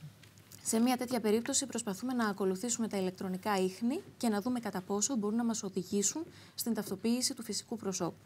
Άρα λοιπόν κινούμε την ποινική διαδικασία εκ των πραγμάτων, ώστε να καταφέρουμε να ταυτοποιήσουμε φυσικό πρόσωπο δράστη. Επειδή εσείς το χειρίζεστε από το νομικό και το δικαστικό, αλλά στο πώς θα φτάσουμε ή όχι στο φυσικό πρόσωπο είναι δουλειά του κ. Σφακιανάκη. Έτσι δεν είναι, κ. Σφακιανάκη? Πόσο εύκολο ή δύσκολο είναι και αυτό? Σε πόσο χρόνο, κ. Σφακιανάκη, περίπου τώρα να μας πείτε? Θα σας πω κάτι. Ότι έχω κάνει γύρω στις 28.000 έρευνες στο διαδίκτυο. Το να κάνεις μια έρευνα στο διαδίκτυο θέλει υπομονή, θέλει εμπειρία και το βασικότερο είναι πρέπει να ξέρεις καλά το νομοθετικό πλαίσιο. Έχουμε ένα νομοθετικό πλαίσιο το οποίο ευνοεί τους απέναντι, τους δράστες. Από την άλλη μεριά όμως, όταν ο ερευνητής έχει υπομονή και πάνω απ' όλα ξέρει να περιμένει, πάντα είναι κερδισμένος. Στο διαδίκτυο δεν υπάρχουν εγκλήματα ανεξιχνίαστα, μόνο... Μένουν πάντα ίχνη, έτσι. Πάντα αφήνει ίχνη. Στο διαδίκτυο υπάρχουν κάποιοι μύθοι. Ο μύθος είναι ένας ότι στο διαδίκτυο είμαστε ανώνυμοι. Είναι μέγα λάθος. Στο διαδίκτυο είμαστε όλοι επώνυμοι και έχουμε ταυτότητα. Δεύτερον, ό,τι γράφει στο διαδίκτυο μένει για πάντα. Υπάρχουν όμως κανόνες προστασίας της ανωνυμίας πίσω από το δίθεν. Υπάρχουν κάποια. Προστασία των δεδομένων κτλ. Υπάρχουν κάποιοι κανόνες για την προστασία των προσωπικών δεδομένων. Θα ξέρετε κάτι, ότι ο καθένας μας στο διαδίκτυο, τη στιγμή που συνδεόμαστε, αφήνουμε ένα ίχνος. Το ίχνος αυτό που αφήνουμε αντιστοιχεί στο πρόσωπό μας, αντιστοιχεί στην ταυτότητά μας. Κάποιοι προσπαθούν να αλλοιώσουν το ίχνος τους και να φαίνεται κάποιος τρίτος, κάποιος άλλος. Και η έρευνα να πάει εκτός. Όμως, αυτοί που κάνουν αυτά τα κόλπα είναι συνήθως οι άνθρωποι που λέγονται cracker. Ναι, αλλά εμένα όταν ακόμη και φτιάχνω ένα λογαριασμό για το διαδίκτυο, δεν μπορούν κάπως να πιστοποιήσουν τα πραγματικά μου στοιχεία. Τη στιγμή που κάνετε. Ό,τι στοιχεία θέλω δίνω. Ναι, εσείς δηλώνετε ό,τι θέλετε, όμως το ίχνος σας δηλώνει εσάς. Δηλαδή, εσείς είσαστε στο σπίτι σας και έχετε ένα πάροχο, έχετε τη Wind, έχετε τη Φόρτ, την Κοσμοτέ. Μπορώ όμως να έχω το λάπτοπ και να είμαι σε ένα καφενείο έξω με Wi-Fi. Στο καφενείο έξω που θα πάτε να κάνετε το λογαριασμό αυτό, όταν μπείτε στο σπίτι σας μέσα, εμείς όταν κάνουμε μία έρευνα, ο κάθε λογαριασμός αφήνει ίχνη πολλά. Δηλαδή, όταν μπείτε στο σπίτι σας θα πάρει τα ίχνη από το σπίτι σας. Όταν πάτε στο net καφέ θα πάρει τα ίχνη από το net καφέ. Αυτά τα ίχνη τα αναλύει σε κάποια στιγμή πιάνει στο πραγματικό. Άρα φαίνεται και από πού δεν μπορείτε πάντα να πηγαίνετε στο καφενείο του κ. Αντρέα. Αν είναι να κάνω απάτη, θα πάω πάντα στο καφενείο. Πάντα. Κάποιες φορές θα ξέρετε κάτι. Υπάρχουν και κάποια κόλπα. Υπάρχουν και κάποια μυστικά της δουλειάς, τα οποία δεν μπορώ να σας τα πω εδώ πέρα. Τα οποία εντοπίζουν πάντοτε αυτούς που πάνε στα καφενεία. Ένα σας λέω ότι οι πιο μεγάλες μου επιτυχίες στην καριέρα μου που με καθιέρωσαν στο στάτους αυτό ήταν στα net καφέ, σε καφενεία και σε πλατείες. Ήθιστε αυτός ο προορισμός για να πηγαίνει τότε κάποιος. Πιο πολύ πηγαίνουν εκεί. Στις πλατείες, στα net καφέ και παράλληλα προσπαθούν να αλλοιώσουν τα ίχνη τους. Είσαστε εσείς πιο μπροστά ή οι hackers? Θα ξέρετε κάτι, εγώ πάντα έλεγα κάτι, ότι πιο μπροστά είναι οι σωστές αστυνομίες. Γιατί όταν γίνει κάτι στη Βραζιλία ή στην Ιταλία, μέσω της Interpol και της διεθνούς αστυνομικής συνεργασίας που υπάρχει και έχουμε σαν χώρα, το μαθαίνουμε πρώτοι. Άρα εμείς τους περιμένουμε. Με απλά λόγια, την παθαίνει μόνο η χώρα που δέχεται το πρώτο χτύπημα. Άλλωστε και οι αστυνομίες του εξωτερικού, τουλάχιστον δεν ξέρω για εσάς, και αυτές με hackers δουλεύουν, έτσι. Με πρώην hackers εννοούμε, έτσι. Ναι, οι hackers, ξέρετε, είναι καλοί και οι crackers είναι κακοί. Ο hackers είναι ο καλός. Αυτό πρέπει να μάθει ο κόσμος και αυτό πρέπει να ξέρουμε όλοι μας. Αυτή τη στιγμή το Α και το Μ είναι ένα. Ότι οι hackers είναι επιστήμονες. Ο hackers είναι το άτομο εκείνο το οποίο ξέρει και γνωρίζει πώς θα μπει μέσα σε ένα υπολογιστικό σύστημα βρίσκοντας το κενό. Ο crackers είναι αυτός που κάνει ό,τι κάνει ο hackers, αλλά βρίσκοντας το κενό, δεν κάθεται απ' έξω να πει εδώ έχει κενό, μπαίνει μέσα, βανδαλίζει ψηφιακά, παίρνει πιστωτικές κάρτες, παίρνει χρήματα, ανοίγει λογαριασμούς και κάνει όλα τα άσχημα. Άρα ο κακός είναι ο crackers και ο καλός είναι ο hackers. Μάλιστα. Κύριε Χατζηδοδοσίου. Πρέπει να σας πω για 2-3 πράγματα, παρότι μαγευόμαστε όλοι από τον κύριο Σφακιανάκη, τα οποία είναι της πραγματικής οικονομίας. Ξέρετε, όλα αυτά είναι σωστά, αλλά αυτά κοστίζουν σήμερα. Δηλαδή, μέσα σε μια εποχή ύφεσης, θα πρέπει να το πούμε, τα προσωπικά δεδομένα σε κάθε επιχείρηση κοστίζουν. Οι αμοιβές δεν είναι και τόσο μικρές, όπως ξέρει και ο στρατηγός, είναι μεγάλες. Δεν φτάνει που θα πληρώσει ένα ποσό για να κάνει την προσαρμογή. Μετά χρειάζεται τον TPO, πρέπει να τον πληρώνει συνέχεια. Και πρέπει να το γνωρίζουμε αυτό, ειδικά οι επιχειρήσεις όλες, ακόμη βέβαια και η ατομική επιχείρηση. Άρα, μέσα σε όλα αυτά, να πούμε το ένα θέμα που υπάρχει είναι ένα ακόμη κόστος για τις επιχειρήσεις για να γίνει όλη αυτή η διαδικασία. Περιττό να σας πω ότι αυτή τη στιγμή έχουν φτιαχτεί δεκάδες γραφεία από τον Εύρο στην Κρήτη, που σήμερα είναι αυτή η γραφεία, η οποία δουλειά ξέρετε πολύ καλά ότι δεν σταματάει, δηλαδή δεν τελειώσει η διαδικασία των προσωπικών δεδομένων της GDPR φέτος, είναι και του χρόνου και του παραδείγματος για πάντα. Άρα μπήκε ένα νέο έξοδο στις επιχειρήσεις. Σωστό ή λάθος είναι το δεύτερο βήμα. Σε ό,τι αφορά το δεύτερο βήμα, πρέπει να σας πω ότι να δούμε τα θετικά αυτής της πράξης είναι ότι οι μικρομεσαίες επιχειρήσεις από αυτή τη διαδικασία θα έλεγα ότι μόνο κερδισμένες μπορεί να βγουν, υπό την έννοια ότι είναι συνήθως θύματα πολύ μεγάλων επιχειρήσεων, οι οποίες μπορούν δουλεύοντας τα προσωπικά δεδομένα, να φτάσουν στο σημείο να παίρνουν πελάτες από αυτούς και μάλιστα σε μαζικό τρόπο. Ο μεγαλύτερος τέτοιος παίχτης ήταν πάντα οι τράπεζες. Οι τράπεζες ήταν αυτές οι οποίες έχω καταγγείλει πάρα πολλές φορές και το ξαναλέω δημόσια. Ήταν αυτές που εκμεταλλεύτηκαν στο μεγαλύτερο δυνατό σημείο τα δεδομένα που είχαν από τους πελάτες και φτάναν στο σημείο, πέρα από τραπεζικά προϊόντα που μπορούν να πουλάνε τα πάντα. Από ασφάλειες μέχρι κατσαρόλες και μέχρι ηλεκτρικά είδη. Θέλω να σας πω δύο λόγια ακόμα, κύριε Κουτζάνη, σε αυτό. Επί της ουσίας, ξέρουμε όλοι ότι όταν λέμε τι έγινε με το Facebook, στην πραγματικότητα ο κύριος Ζούμπεργκερ παρουσιάστηκε όταν πριν έρθει ο νόμος, γιατί όλοι ξέρουμε το απλό που έχουμε ζήσει, ότι χτυπάμε να βρούμε ένα ξενοδοχείο και ξαφνικά εμφανίζονται 10 ξενοδοχεία και μας λένε εδώ είμαστε, μας είδατε, πού το μάθανε αυτοί. Πάμε να αγοράσουμε μια ηλεκτρική συσκευή και εμφανίζονται χιλιάδες.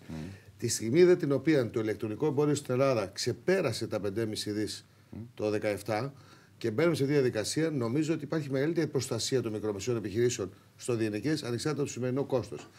Θα έλεγα ότι σε αυτή τη νέα μορφή όλοι κάποια στιγμή πρέπει να μπούμε, γιατί ουσιαστικά και εμείς πολλές φορές διαμαρτυρόμαστε, να πούμε γι' αυτό, ότι δεχόμαστε μηνύματα είτε από το ίντερνετ, είτε τηλεφωνήματα, ή ότι όλη αυτή η διαδικασία που υπάρχει και που στην πραγματικότητα, επαναλαμβάνω, στο εμπορικό κομμάτι, ο μεγάλος παίκτης είναι η πολύ μεγάλη επιχείρηση και ο μικρός παίκτης είναι ο μικρός που χάνει πάντα από αυτό. Νομίζω ότι υπάρχει σήμερα ένα τεράστιο άγχος και θέλω να το ξαναπώ αυτό το διάστημα. Η προσαρμογή κρατάει χρόνο. Έχω την αίσθηση ότι και η ελληνική κυβέρνηση, στο βαθμό που μπορεί, δεν θα φτάσει στο σημείο ακροτήτων στο πρώτο διάστημα. Γι' αυτό και εμένα να λέω ότι αυτή τη στιγμή αυτό που πρέπει να χτυπηθεί είναι ο δόλος. Και δόλο εννοούμε η εκμετάλλευση αυτών των στοιχείων, είτε ως πρόσωπα είτε σαν εμπορική πράξη. Γενικά, εγώ θα έλεγα ότι θετικά το δέχτηκε το μήνυμα η αγορά. Δεν το δέχτηκε αρνητικά, παρότι επαναλαμβάνω έχει ένα μεγάλο κόστος και εξήγησα τους λόγους. Μάλιστα. Κυρία Δημοπούλου, το δίκαιο έχει προσαρμοστεί σε αυτή την καινούργια πραγματικότητα και των ηλεκτρονικών συναλλαγών και της αύξησης γενικώς της δραστηριότητας μέσω του διαδικτύου. Το νομικό οπλοστάσιο είναι επαρκές πρώτα διεθνώς και ακολούθως στην Ελλάδα? Θα πρέπει να έχουμε πάντα στο μυαλό μας ότι η τεχνολογία προηγείται και έρχεται ο νομοθέτης και η νομοθεσία να καλύψει τα κενά που δημιουργούνται.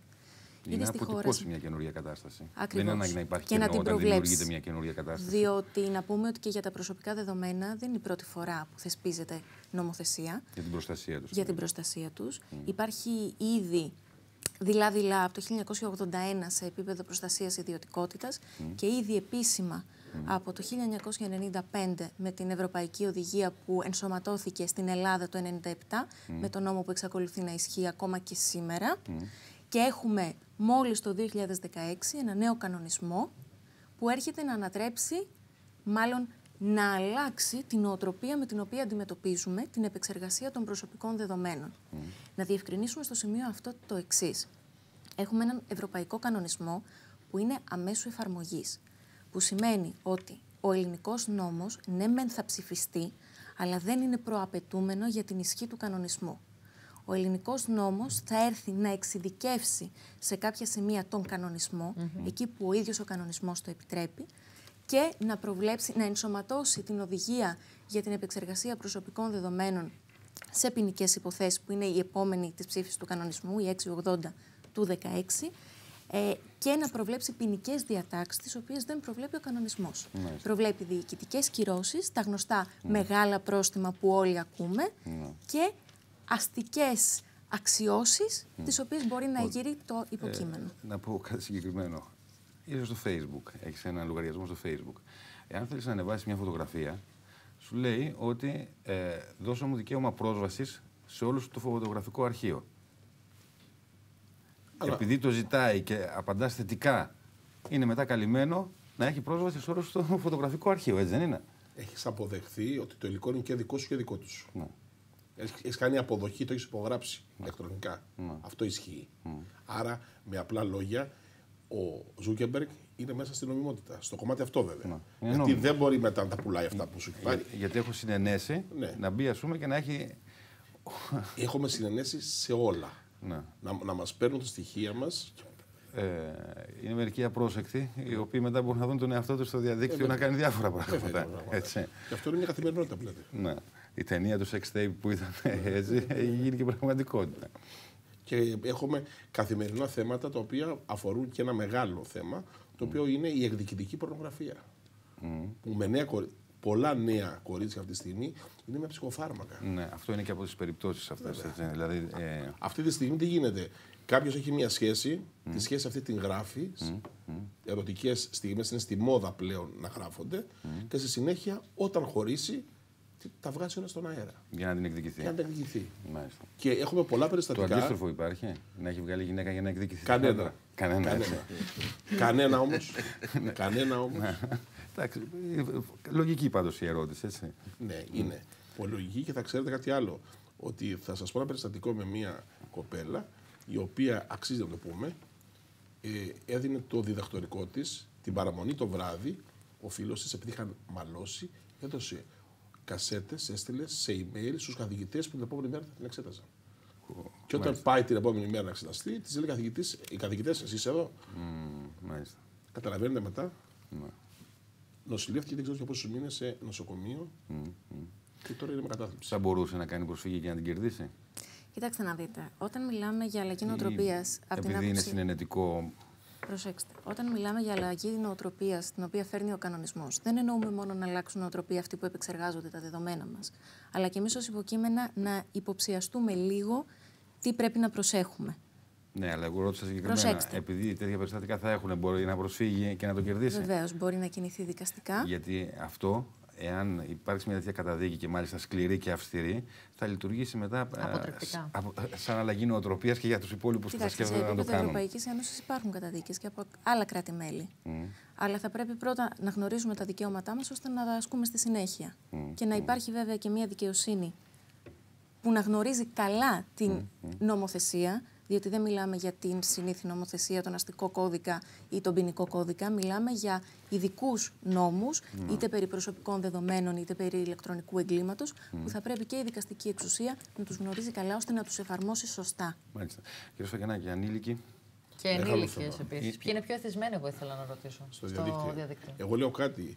Επειδή μέσα από το CSI βλέπουμε καθημερινά και ανήλικους και ενήλικες που έχουν πολλά θέματα, λέω. Τα παιδιά σήμερα γεννιόνται με προέκταση του χεριού τους σε πληκτρολόγιο. Έτοιμα. Τα παιδιά είναι έτοιμα 2, 3, 4 ετών. Βλέπεις, λέει, το παιδάκι μου είναι πανέξυπνο. Όλα τα παιδιά είναι έξυπνα. Ο εγκέφαλός τους έχει αναπτυχθεί αλλιώς. Έτσι, με απλά λόγια, τα παιδιά από ηλικίες 3, 4 και 5 ετών είναι μέσα στα δίκτυα και το βασικό τους είναι ένα πράγμα. Πρέπει να γίνει σωστή εκπαίδευση. Προημερών είμαστε με την κυρία Δημοπούλου στο Δουβλίνο, σε συνέδριο που έκανε η Facebook και η Google. Και είδαμε ένα πράγμα. Ένα ήταν το μήνυμα που πήρα. Ότι πρέπει από 4-5 ετών τα παιδιά να τα εκπαιδεύονται και να τα εξειδικεύουν πάνω στο διαδίκτυο. Να μάθουν τους σωστούς κανόνες. Όχι να τους κρύβουμε τα μηχανήματα, τα μηχανάκια, την ταμπλέτα, τι είναι το ίντερνετ. Και όταν πάνε 10-12 ετών ξαφνικά να δουν μπροστά τους μία νέα κοινωνία και τεχνολογία. Όσο και αν τα εκπαιδεύσει να κάνουν σωστή χρήση, το ηλεκτρονικό παιχνίδι που του έχει δυνατότητα να παίξει είναι εθισμός. Ο εθισμός, θα ξέρετε, δεν μπορεί να το αντιμετωπίσει. Ο εθισμός, θα ξέρετε, μπορούμε εμείς μέσα από κανόνες το παιδί μας να το βάλουμε σε μια διαδικασία έτσι ώστε να είναι το πολύ 1 ώρα τη μέρα με τα παιχνίδια αυτά και εφόσον έχει κάνει τις υποχρεώσεις τους. Ξέρω πολλούς γονείς που θα σας ανάψουν λαμπάδα αν καταφέρουν να το κάνετε αυτό με τους ανήλικους, κυρίως γιους τους. Δηλαδή, εδώ είναι μια άλλη διάκριση με τα κορίτσια. Τα κορίτσια πιο πολύ το χρησιμοποιούν για κοινωνικότητα. Με τα διάφορα τσάτες και Viber και τα λοιπά, ας πούμε, ενώ τα αγόρια κολλάνε στα παιχνίδια. Αυτό το Call of Duty πια είναι καταστροφή. Είναι καταστροφή και θα σας πω κάτι, ότι αυτή τη στιγμή είμαστε η πρώτη χώρα στην Ευρώπη σε video games το 2017. Καταλαβαίνετε ότι τα παιδιά μας είναι εθισμένα στο κομμάτι αυτό. Για να είμαστε η πρώτη χώρα σε αναλογία πληθυσμού παιχνιδιών, καταλαβαίνετε ότι υπάρχει θέμα. Ο εθισμός είναι κλινική διαταραχή. Ο εθισμός είναι ψυχολογικός εθισμός. Κανονικά είναι ασθένεια. Στην Κίνα υπάρχει απεξάρτηση, κλινικές και σε στρατόπεδα συγκέντρωσης πηγαίνουν τα παιδιά με τα Στην Ελλάδα όμως, κύριε Σφακιανάκη. Στην Ελλάδα δεν υπάρχουν στρατόπεδα να τα πάμε, τα παιδιά μας. Πηγαίνουν στο νοσοκομείο Πέδων, όπου εκεί πέρα γίνεται πιστεύω μια σωστή διαδικασία από τους επιστήμονες να μπορέσουν να τα απεξαρτήσουν. Όμως υπάρχει θέμα, ο εθισμός είναι ένα νέο φαινόμενο της εποχής, είναι ένα φαινόμενο το οποίο, εάν ο γονιός δεν προσέξει, το παιδάκι του θα το χάσει. Θέλω να σας πω, με συγχωρείτε κιόλας, αλλά υπάρχουν και πάρα πολλοί ενήλικες που είναι θυσμένοι. Θέλω να πω ότι για να μάθει ένα παιδί σωστά, πρέπει και ο ενήλικας να είναι σε θέση να του δείξει κάποια πράγματα. Προημερών μου ήρθε άνθρωπο και μου λέει τι μπορεί να κάνει η σύζυγός μου. Δεν μπορεί να κάνει τίποτα εάν δεν έχει μαζί το κινητό της και το χέρι της έχει εθιστεί με το κινητό, το χέρι της και είναι όλη μέρα ασχολείται με το διαδίκτυο. Τι μπορεί να κάνει? Ψυχολόγος και μετά ψυχίατρος. Άλλη λύση δεν υπάρχει. Είναι η παραδοσιακή συνταγή. Από εμπειρία, γιατί έχω παιδιά στην εφηβεία, η λύση είναι να μην έχει κομπιούτερ. Όχι, πιστεύω κάτι ότι αν πάμε κόντρα στα κόντρα θα έχουμε θέματα. Όχι, απλά δεν έχει κομπιούτερ. Το έχει μόνο το Σαββατοκύριακο, οπότε. Αυτό ναι, άρα του επιτρέπει μόνο Σάββατο και Κυριακή. Ναι, και συγκεκριμένες ώρες. Αλλά αν είσαι ενήλικας, πώς θα αυτοπεριοριστείς? Καταλαβαίνεις τι εννοώ. Δηλαδή, όταν έχει γίνει το κινητό η προέκταση του χεριού σου για να μπαίνεις, θέλω να πω, στο Google συνέχεια ή στο δεν ξέρω σε ποιο άλλο. Κατά καιρούς έχουμε θυστεί ακόμη και εμείς στο Facebook, στο Twitter κτλ.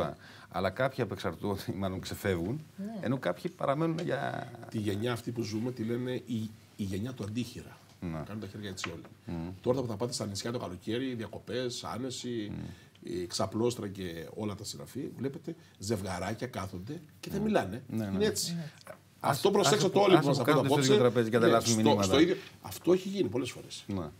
Εγώ έχω ρωτήσει πολλά ζευγάρια. Πάντως αυτό που ήθελα να σας πω για τους ανήλικους κυρίως, γιατί οι ανήλικοι ας σωθούν μόνοι τους ή δεν σώζονται, αλλά για τους ανήλικους επειδή έχουμε την ευθύνη, τους βάζεις τους περιορισμούς αυτούς, τους λες ας πούμε ότι θα παίξεις μόνο Σαββατοκύριακο και θα παίξεις ας πούμε αυτές τις ώρες. Βάζετε κανόνες και θα σας πω κάτι. Τους επιβάλλεις τους κανόνες, γιατί δεν μπορεί να κάνει αλλιώς, αλλά δεν συμφωνεί. Όταν μπορέσει θα ξεφύγει. Θα προσπαθεί μονίμως να παραβιάσει τον κανόνα και να παίξει περισσότερο. Ο Bill Gates είχε βρει μια λύση στα θέματα του αυτά, γιατί και αυτός είχε πολλά θέματα με το θέμα του εθισμού. Τι έκανε? Έκανε ένα συμφωνητικό, το οποίο εγώ το έχω βγάλει στο διαδίκτυο, το έχουμε βγάλει στο CyberKids, στο site που είχα φτιάξει όταν ήμουν στη δίωξη του ηλεκτρονικού εγκλήματος. Υπάρχει ένα συμφωνητικό και τώρα που μιλάμε είναι ανερτημένο, όπου ο γονιός και τα παιδιά κάθονται και συμφωνούν τους όρους που θα γίνεται και το διάβασμα και το παιχνίδι και όλα. Με λίγα λόγια, κάθεστε κάτω, διαμορφώνετε το συμφωνητικό αυτό με αποτέλεσμα στο τέλος να υπάρχει συμφωνία και το παιδί έχει υπογράψει. Έχει γίνει συμμέτοχος στο συμφωνητικό αυτό. Άρα αυτό πολλοί γονείς μου έχουν πει άριστα αποτελέσματα και τα παιδιά τους το έχουν εφαρμόσει. Γιατί είναι και δικαιώματα και υποχρεώσεις από έναν άνθρωπο. Είναι σαν την προγραμματική συμφωνία. Θέλω να πω ότι όταν τη συμφωνήσεις, πρέπει να την τηρήσεις. Είναι το προγραμματικό συμβόλαιο. Και τα παιδιά μπαίνουν σε ένα πρόγραμμα και σε ένα κανόνα. Είναι το σημαντικότερο από όλο αυτό. Ότι τα παιδιά πλέον από πολύ μικρά, άμα έχεις ένα άτακτο παιδί και ατίδαστο παιδί, του βάζεις κανόνες. Όταν δεν μπορείς να βρεις την άκρη σε θέματα επικοινωνίας, βάζεις τους κανόνες. Όλα τα παιδιά έχουν καλές πλευρές και μπορείς να τα πιάσεις. Καλά, εντάξει, μας ξεπερνάει αυτό. Ας πούμε, εγώ μόνο την εμπειρία μου που μεταφέρω και από κάποιους ειδικούς που έχουν έρθει εδώ, ότι μόνο κανόνες. Μόνο κανόνες. Δηλαδή, καλό είναι να το κατανοήσει κιόλας, αλλά ένα παιδί μπορεί και να μην το κατανοήσει. Αυτό δεν σημαίνει ότι αν δεν το κατανοήσει δεν θα επιβληθεί ο κανόνας. Και κάποιες φορές είναι σκληρό, δεν είναι, κύριε Χατζηθεοδοσίου? Ναι, επιτρέψτε μου να γυρίσω εγώ στο προηγούμενο και να πω ότι σε όλα αυτά τα πολύ σωστά που ακούμε σήμερα από τον κύριο Σφακιανάκη, θα πρέπει να βάλουμε στο μυαλό μας ότι μπαίνουμε σε μια νέα ψηφιακή εποχή. Δηλαδή, θα έλεγα ότι θέλουμε δεν θέλουμε, αυτό το νέο παιδί σήμερα θα μπει σε αυτή την εποχή. Οι ανήλικοι είναι καταναλωτές για εσάς. Θα πω, μιλάω για το εμπόριο πάντα. Εγώ δεν είναι καταναλωτές, βοηθάνε το εμπόριο. Αυτή η απόφαση της Ευρωπαϊκής Ένωσης νομίζω ότι είναι κοντά σε αυτό που ξέρουμε όλοι και να το πω μερικά πρακτικά ζητήματα. Στον κλάδο μου της ασφάλειας υπάρχει σήμερα hard copy συμβόλαιο. Ξέρουμε όλοι, ας πούμε, ότι από του χρόνου αυτό καταργείται. Θα υπάρχει μόνο σε email ή σε SMS. Αυτή η εφαρμογή, αυτή η ψηφιακή εποχή που έρχεται, που είχαμε μιλήσει στην προηγούμενη εκπομπή, αν θυμάστε κύριε Κουτζάνη, ότι ήδη θα πάρουν ψηφιακή υπογραφή 130.000 ανώνυμες εταιρείες στην Ελλάδα, υπολογίζουμε σε 2 χρόνια να έχουν όλες τις κεφαλαιοχικές. Μπαίνει σε μια νέα εποχή, όλα τα δεδομένα θα υπάρχουν στο ίντερνετ. Σας θυμίζω ότι το δικό μας επιμελητήριο ήδη έχει ξεκινήσει και όλες οι ατομικές επιχειρήσεις στείνονται από το ίντερνετ. Το 80% των κεφαλαιοχικών, αν έχει ψηφιακή, γίνεται σήμερα. Άρα τι εννοώ? Το εμπόριο μπήκε εκεί. Οι κανόνες αυτοί αργά ή γρήγορα θα μπουν. Γι' αυτό και είπα ότι θετικά πρέπει να το δει η αγορά. Δηλαδή μπαίνουμε σε μια εποχή όπου θα πρέπει να γνωρίζουμε εκ προημίου ότι αυτή είναι η ευρωπαϊκή, αν θέλετε, η αντίληψη, η δυτική ή η παγκόσμια, αν θέλετε, παραπάνω, αλλά αυτό είναι πολύ πιο κοντά, όπου όλα θα υπάρχουν στο διαδίκτυο. Ποιες θα είναι οι αναφορές της ασφάλειας τόσο των επιχειρήσεων όσο και των προσωπικών δεδομένων, πολλά πράγματα νομίζω ότι σήμερα που συζητάμε θα είναι πολύ διαφορετικά στο μέλλον. Θα υπάρξουν άλλοι τρόποι διασφάλισης. Αυτό που σήμερα θέλω να καταθέσω είναι ότι ακριβώς επειδή ζούμε αυτή την αλλαγή όλων αυτών των δεδομένων, τόσο σε επίπεδο από το Facebook, το Ιντερνετ μέχρι το εμπόριο και όλα τα υπόλοιπα, υπάρχει μια αναστάτωση. Έτσι, πολλές φορές θα μπορούσα να διαβάσω μηνύματα που παίρνω στο επιμελητήριο. Κάποια πράγματα γίνονται τόσο ακραία, δηλαδή ζητάμε τη σύμφωνη γνώμη του πελάτη τόσες πολλές φορές, που ξέρουμε ότι στην αρχή θα γίνει κουραστικό. Ευελπιστώ ότι θα υπάρξει μια ισορροπία στην πορεία, γι' αυτό δεν θα βοηθήσει ούτε για τον πελάτη. Για να καταλάβετε, σε μερικούς κλάδους ζητάτε από τον πελάτη για το ίδιο προϊόν από 3 ανθρώπους διαφορετικούς να υπογράψει για την προστασία των προσωπικών δεδομένων. Υποθέτω ότι θα βρεθούν οι τρόποι και οι τρόποι αυτοί θα δημιουργήσουν αυτή την ισορροπία στην αγορά. Σε όλους μας έρχεται και τα mail ότι να συμφωνούμε πια για να μας στέλνουν. Ακριβώς. Αυτό που πρέπει να σας πω είναι ότι ουσιαστικά θα μπούμε σε μια εποχή όπου ακριβώς η ψηφιοποίηση θα οδηγήσει στο να μπορείς να κάνεις πράγματα χωρίς να γνωρίζω ακόμη και εγώ ίδιος που σου πουλάω ένα προϊόν τα προσωπικά σου δεδομένα. Αυτή είναι η αλλαγή που θα γίνει μελλοντικά. Ή αν θα το πω σε ένα παράδειγμα, κάποια δεδομένα σου προσωπικά θα τα παίρνει απευθείας η μητρική εταιρεία, να το πω έτσι, όταν υπάρχουν ενδιάμεσοι, χωρίς ντε και καλά να τα γνωρίζει ο ενδιάμεσος. Θα υπάρξουν τέτοιοι μέθοδοι που ήδη συζητιούνται. Δηλαδή η ηλεκτρονική εποχή που έρχεται, η ψηφιακή εποχή, θα δώσει και τέτοιες δυνατότητες. Αυτή τη στιγμή αυτή η μετάβαση θα έχει προβλήματα. Γι' αυτό και μιλάμε για μια εποχή που ζητάμε να υπάρχει μια επίοικια, γιατί δεν είναι και όλοι οι άνθρωποι ικανοί να καταλάβουν όλη αυτή την εποχή την καινούργια. Θα σας πω ότι για ένα πρόγραμμα που έχουμε, βγάλαμε ένα συμπέρασμα που σκεφτείτε το στα δεδομένα που συζητάμε σήμερα. Βγάλαμε το πρόγραμμα το έγκαιρη προειδοποίηση και θα εξηγήσω τι σχέση έχει. Παρατηρήσαμε ότι όσοι απαντήσαν ή μπήκαν ήταν ανώτερου μορφωτικού επίπεδου και δεν είχαν πολλά προβλήματα. Αυτοί που είχαν πολλά προβλήματα δεν μπήκαν. Δεν σημαίνει ότι δεν έπρεπε να πει, δεν το γνώριζε. Αντιληφθείτε σήμερα που μιλάμε γι' αυτό ότι ένα μεγάλο κομμάτι από αυτό που ονομάζουμε τον μικρό επαγγελματία δεν είναι εύκολο να μπει στην προσαρμογή, θέλει χρόνο. Αυτό που εμείς φωνάζουμε εδώ δεν είναι εύκολο να φτάσει σαν μήνυμα, γι' αυτό μιλάμε για αυτή την προσαρμογή. Δηλαδή η καταπάτηση των προσωπικών δεδομένων, στο πω λαϊκά, σε μια επαρχιακή πόλη, σε ένα επαρχιακό χωριό, γίνεται καθημερινά. Αυτό δεν θα το σταματήσει με ένα νόμο, θα σταματήσει από μια κουλτούρα που θα έρθει σιγά-σιγά. Αυτά δηλαδή που συζητάμε και έχουν σπάσει από την πρώτη στιγμή. Άρα θεωρώ ότι θα υπάρξει το αναγκαίο διάστημα για να υπάρχει προσαρμογή. Επιμένω όμως να λέω ότι στη λήξη αυτής της περίοδου τα μηνύματα είναι θετικά για το γεγονός αυτό. Πνευματικά δικαιώματα σε αυτό το. Μεγάλο θέμα για το διαδίκτυο, τα πνευματικά δικαιώματα. Δυστυχώς, δεδομένου ότι το διαδίκτυο είναι ένας χώρος που πολύ δύσκολα μπορούμε να επιβάλλουμε κάποια αστυνόμευση, κατά κόρον γίνεται κλοπή πνευματικής ιδιοκτησίας, αναπαραγωγή αρχείων κτλ. Η Ευρωπαϊκή Ένωση έχει μια νομοθεσία, θα έλεγα. Τα οποία βεβαίως πολλές φορές είναι προς όφελος των πολιτών, έτσι. Φυσικά. Γιατί έχουν πρόσβαση σε προϊόντα. Φυσικά. Δωρεάν. Για παράδειγμα, βλέπουμε ότι στο YouTube ένα τραγούδι είναι διαθέσιμο για ένα συγκεκριμένο χρονικό διάστημα. Κάποια άλλη στιγμή όμως μας βγάζει το μπάνερ ότι λόγω πνευματικών δικαιωμάτων αποκλείεται η χρήση και η αναπαραγωγή του συγκεκριμένου κομματιού. Ναι, και εκεί μπαίνει κάποιος hacker, ας πούμε, το παραβιάζει αυτό και το ξαναβγάζει. Φυσικά. Έτσι. Αυτό δεν σημαίνει ότι επειδή. Το πιο σύνδεσμο δεν είναι αυτό. Αυτό δεν σημαίνει όμως ότι επειδή. Έτσι μπορούμε και εμείς να ακούμε καλή μουσική. Με χαμηλό κόστος. Βέβαια, για τη μουσική θα ήθελα να σας πω και για τις ταινίες. Υπάρχει μια μεγάλη έρευνα του τσάμπα. Όσοι λοιπόν κατεβάζουν τσάμπα από το διαδίκτυο και δεν πληρώνουν, όλοι αυτοί έχουν δώσει πιο πολλά χρήματα σε ζημιές που έχουν επέλθει, γιατί έχουν κολλήσει malware, έχουν κολλήσει υλικό κακόβουλο, λογισμικό, το οποίο καταστρέφει τον υπολογιστή. Με λίγα λόγια, με 5 ευρώ έχω πρόσβαση σε μια δεξαμενή 10 εκατομμύρια τραγούδια. Άρα, για ποιο λόγο να μην δίνω 5 ευρώ και να είμαι OK και να μπαίνω σε διάφορες πηγές και να κολλάω ιούς με αποτέλεσμα το μηχάνημα που έχω να είναι μια ζωή καταστραμμένο και κλειδωμένο. Ας ολοκληρώσει, κυρία Δημοπούλου, υπάρχει οπλοστάσιο γι' αυτό, νομικό οπλοστάσιο? Νομίζω εγώ εδώ πέρα είμαι με τους χρήστες, κρατάω αυτό που λέει ο κ. Φαγενάκης, αλλά παραμένω πάντα με τους χρήστες. Πρέπει να σκεφτόμαστε τους χρήστες. Από την άλλη πλευρά όμως πρέπει να σκεφτόμαστε ότι υπάρχουν και κάποιοι δημιουργοί οι οποίοι θα πρέπει να διασφαλίσουν το έργο τους. Σέβομαι πάρα πολύ τους δημιουργούς και νομίζω ότι γι' αυτό σας ρώτησα κιόλας αν υπάρχει προστάσιο έτσι ώστε αυτοί οι άνθρωποι να προστατεύουν το έργο τους και να μπορούν και αυτοί να αμείβονται. Υπάρχει προστάσιο το οποίο.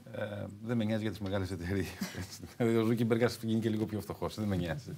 Κοιτάξτε, δεν μπορούμε να παραβλέψουμε ότι στο επίπεδο των πνευματικών δικαιωμάτων υπάρχει και το θέμα των μεγάλων εταιριών που εν τέλει βγαίνει ζημιωμένος ο δημιουργός. Αλλά αυτό είναι κάτι άλλο. Νομικό πλαίσιο υπάρχει. Από μένα για να μην δημιουργούνται και παρεξηγήσεις.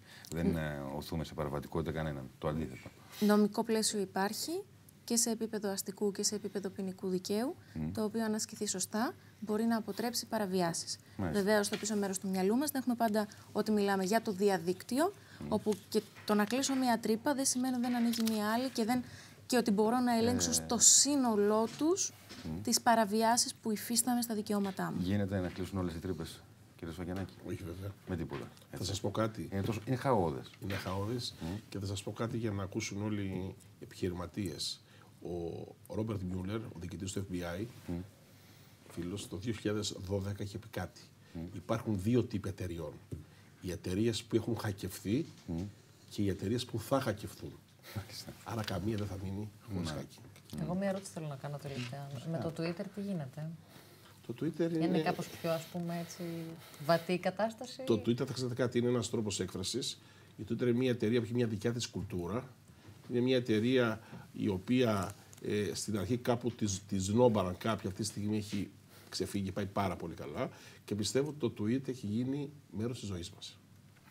Δεν νοείται άνθρωπος να μην έχει σοβαρός Twitter. Ναι, τουλάχιστον εμείς οι δημοσιογράφοι το παρακολουθούμε επισταμένως, γιατί πολύ απλά και... όλα τα μεγάλα επιτελεία μέσα από εκεί αρχίζουν και κάνουν τις πολιτικές τους. Και οι επόμενες καμπάνιες, οι προεκλογικοί αγώνες, θυμηθείτε το, θα παίξουν το Α και το Ω μέσα από digital marketing και από καμπάνιες οι οποίες θα είναι καθαρά μέσα από το διαδίκτυο. Πλέον το διαδίκτυο μπορείς να διαβάζεις τον κόσμο και μπορείς να κάνεις πολλές καμπάνιες στοχευμένες, δεν μπορώ να πω πιο πολλά πράγματα, και να διαμορφώσεις αποτελέσματα μέσα από μια σωστή ανάλυση και από ειδικούς που έχουν σπουδάσει το κομμάτι αυτό. Είναι ειδικό κομμάτι πώς θα κάνεις ανάλυση του κόσμου και πώς θα στοχεύσεις πολιτικές.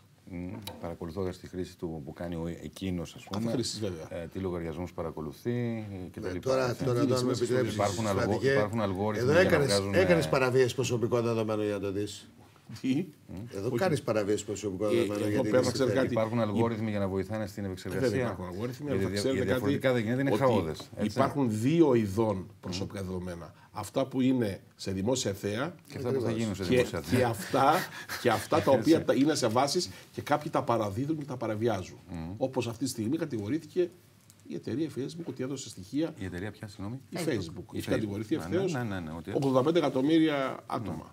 Ένα σας λέω, ότι οι καμπάνιες πλέον, όπως βλέπετε, μπορούν να στοχευτούν και σε ανθρώπους χωρίς να υποκλέψει τα στοιχεία σε προφίλ που είναι σε δημόσια θέα.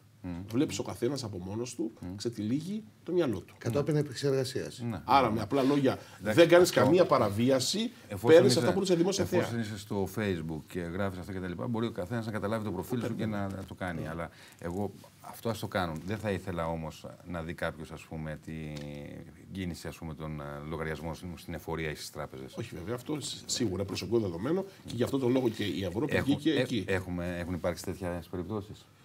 Θα ξέρετε κάτι, ότι εγώ δεν μπορώ να ξεχάσω οι λίστες των Ελλήνων φορολογουμένων κυκλοφορούσαν στην Ομόνια. Η υπηρεσία μου είχε κάνει θαύματα πριν 5 χρόνια, 6. Άμα δείτε, πάτε στα δελτία τύπου, θα δείτε πόσοι άνθρωποι είχαν τότε κατηγορηθεί για διακίνηση προσωπικών δεδομένων, τα πάντα όμως. Η ζωή σου, πότε άλλαξε σπίτι, πότε πήρες αυτοκίνητο, πότε σου σκάσαν επιταγές, τα πάντα όλα ήταν σε CD, σε πλατείες κεντρικές. Αυτό το πράγμα με ενοχλεί. Δηλαδή, και όχι εσάς, όλους ενοχλεί. Γιατί για το Facebook, εφόσον είναι δημόσιο, δίνω εγώ το δικαίωμα σε οποιονδήποτε να μπει, να παρακολουθήσει κτλ. Αλλά το να μου πάρει, ας πούμε, τα προσωπικά μου στοιχεία, αυτό πραγματικά το νιώθω σαν βιασμό. Κύριε Κουζάνη, να σας πω κάτι για το Facebook πάντως. Γιατί νομίζω ότι είναι πολύ απλά αυτό. Αυτό που κάνει αυτός με το Facebook και το οποίο γίνεται σήμερα κατά κόρον, όχι μόνο στην πολιτική αλλά στις επιχειρήσεις, είναι επειδή ακριβώς έχεις το προφίλ σου, μπορεί να αντιληφθεί και πολιτικά που ανήκει και επεξεργασία. Είναι προϊόν επεξεργασίας. Θέλει κουβέντα. Δηλαδή, μαζεύω όλα τα στοιχεία από εκεί, τα επεξεργάζομαι και ανάλογα σου μιλάω. Το αναλύουμε πολύ επιφανειακά σήμερα. Δηλαδή, αυτό δεν είναι τόσο απλό όσο το ακούμε. Δηλαδή, ουσιαστικά θα πρέπει να φτάσουμε στο σημείο να πούμε ότι ξέρετε κάτι, από αυτή την πράξη σου είμαστε στον Orwell. Δηλαδή, έχεις δείξει τα πάντα. Είμαστε στον Orwell. Μια τελευταία κουβέντα για να κλείσουμε. Κάτι που δεν είπαμε και πρέπει να μάθει ο κόσμος, σύμφωνα με τον Ευρωπαϊκό Κανονισμό, το GDPR, οι ανήλικοι θα πρέπει να ξέρουν και όσοι ακούνε τώρα θα λένε για ποιο λόγο το λέω αυτό, ότι μέχρι 13 ετών δεν επιτρέπεται να είναι σε κοινωνικά δίκτυα και στο Facebook, στο Instagram. Απαγορεύεται από τον νόμο. Μέχρι 13 χρόνων απαγορεύεται. Και οφείλει τον νόμο αυτό να τον εφαρμόσει η εταιρεία που το έχει. Να έχουν δηλαδή τη λογαριασμό. Απαγορεύεται να έχουν. Πώς μπορεί να το ελέγξει? Αυτό είναι κάτι που πρέπει να κάνει η εταιρεία και όχι εμείς. Οφείλει η εταιρεία να τον ελέγξει. Αν δεν τον ελέγξει. Πολύ σημαντική πληροφορία. Αυτό το οφείλει στο τέλος. Σας ευχαριστώ πάρα πολύ και τους τρεις. Νομίζω ότι ήταν πολύ ενδιαφέρον. Ούτε την κορυφή του παγόβουνου δεν αγγίξαμε σε αυτό το τεράστιο θέμα. Θα ξανακάνουμε εκπομπή με τον Μάκη Κουρί που είχε και την έμπνευση και απλά δεν μπόρεσε να είναι μαζί μας. Και είχα εγώ τη χαρά να είμαι εδώ στη θέση του Μάκη, βέβαια. Αλλά το υποσχόμαστε ότι θα το ξανακάνουμε. Σας ευχαριστώ πολύ. Κυρίες και κύριοι, ευχαριστούμε εσάς που είστε μαζί μας. Ακολουθεί ο Εμίλιος Λιάζος και οι καλεσμένοι του. Αύριο το πρωί, Κόντρα News στα περίπτερα, kontranews.gr για 24 ώρη ενημέρωση. Καλή σας νύχτα. Καλό βράδυ.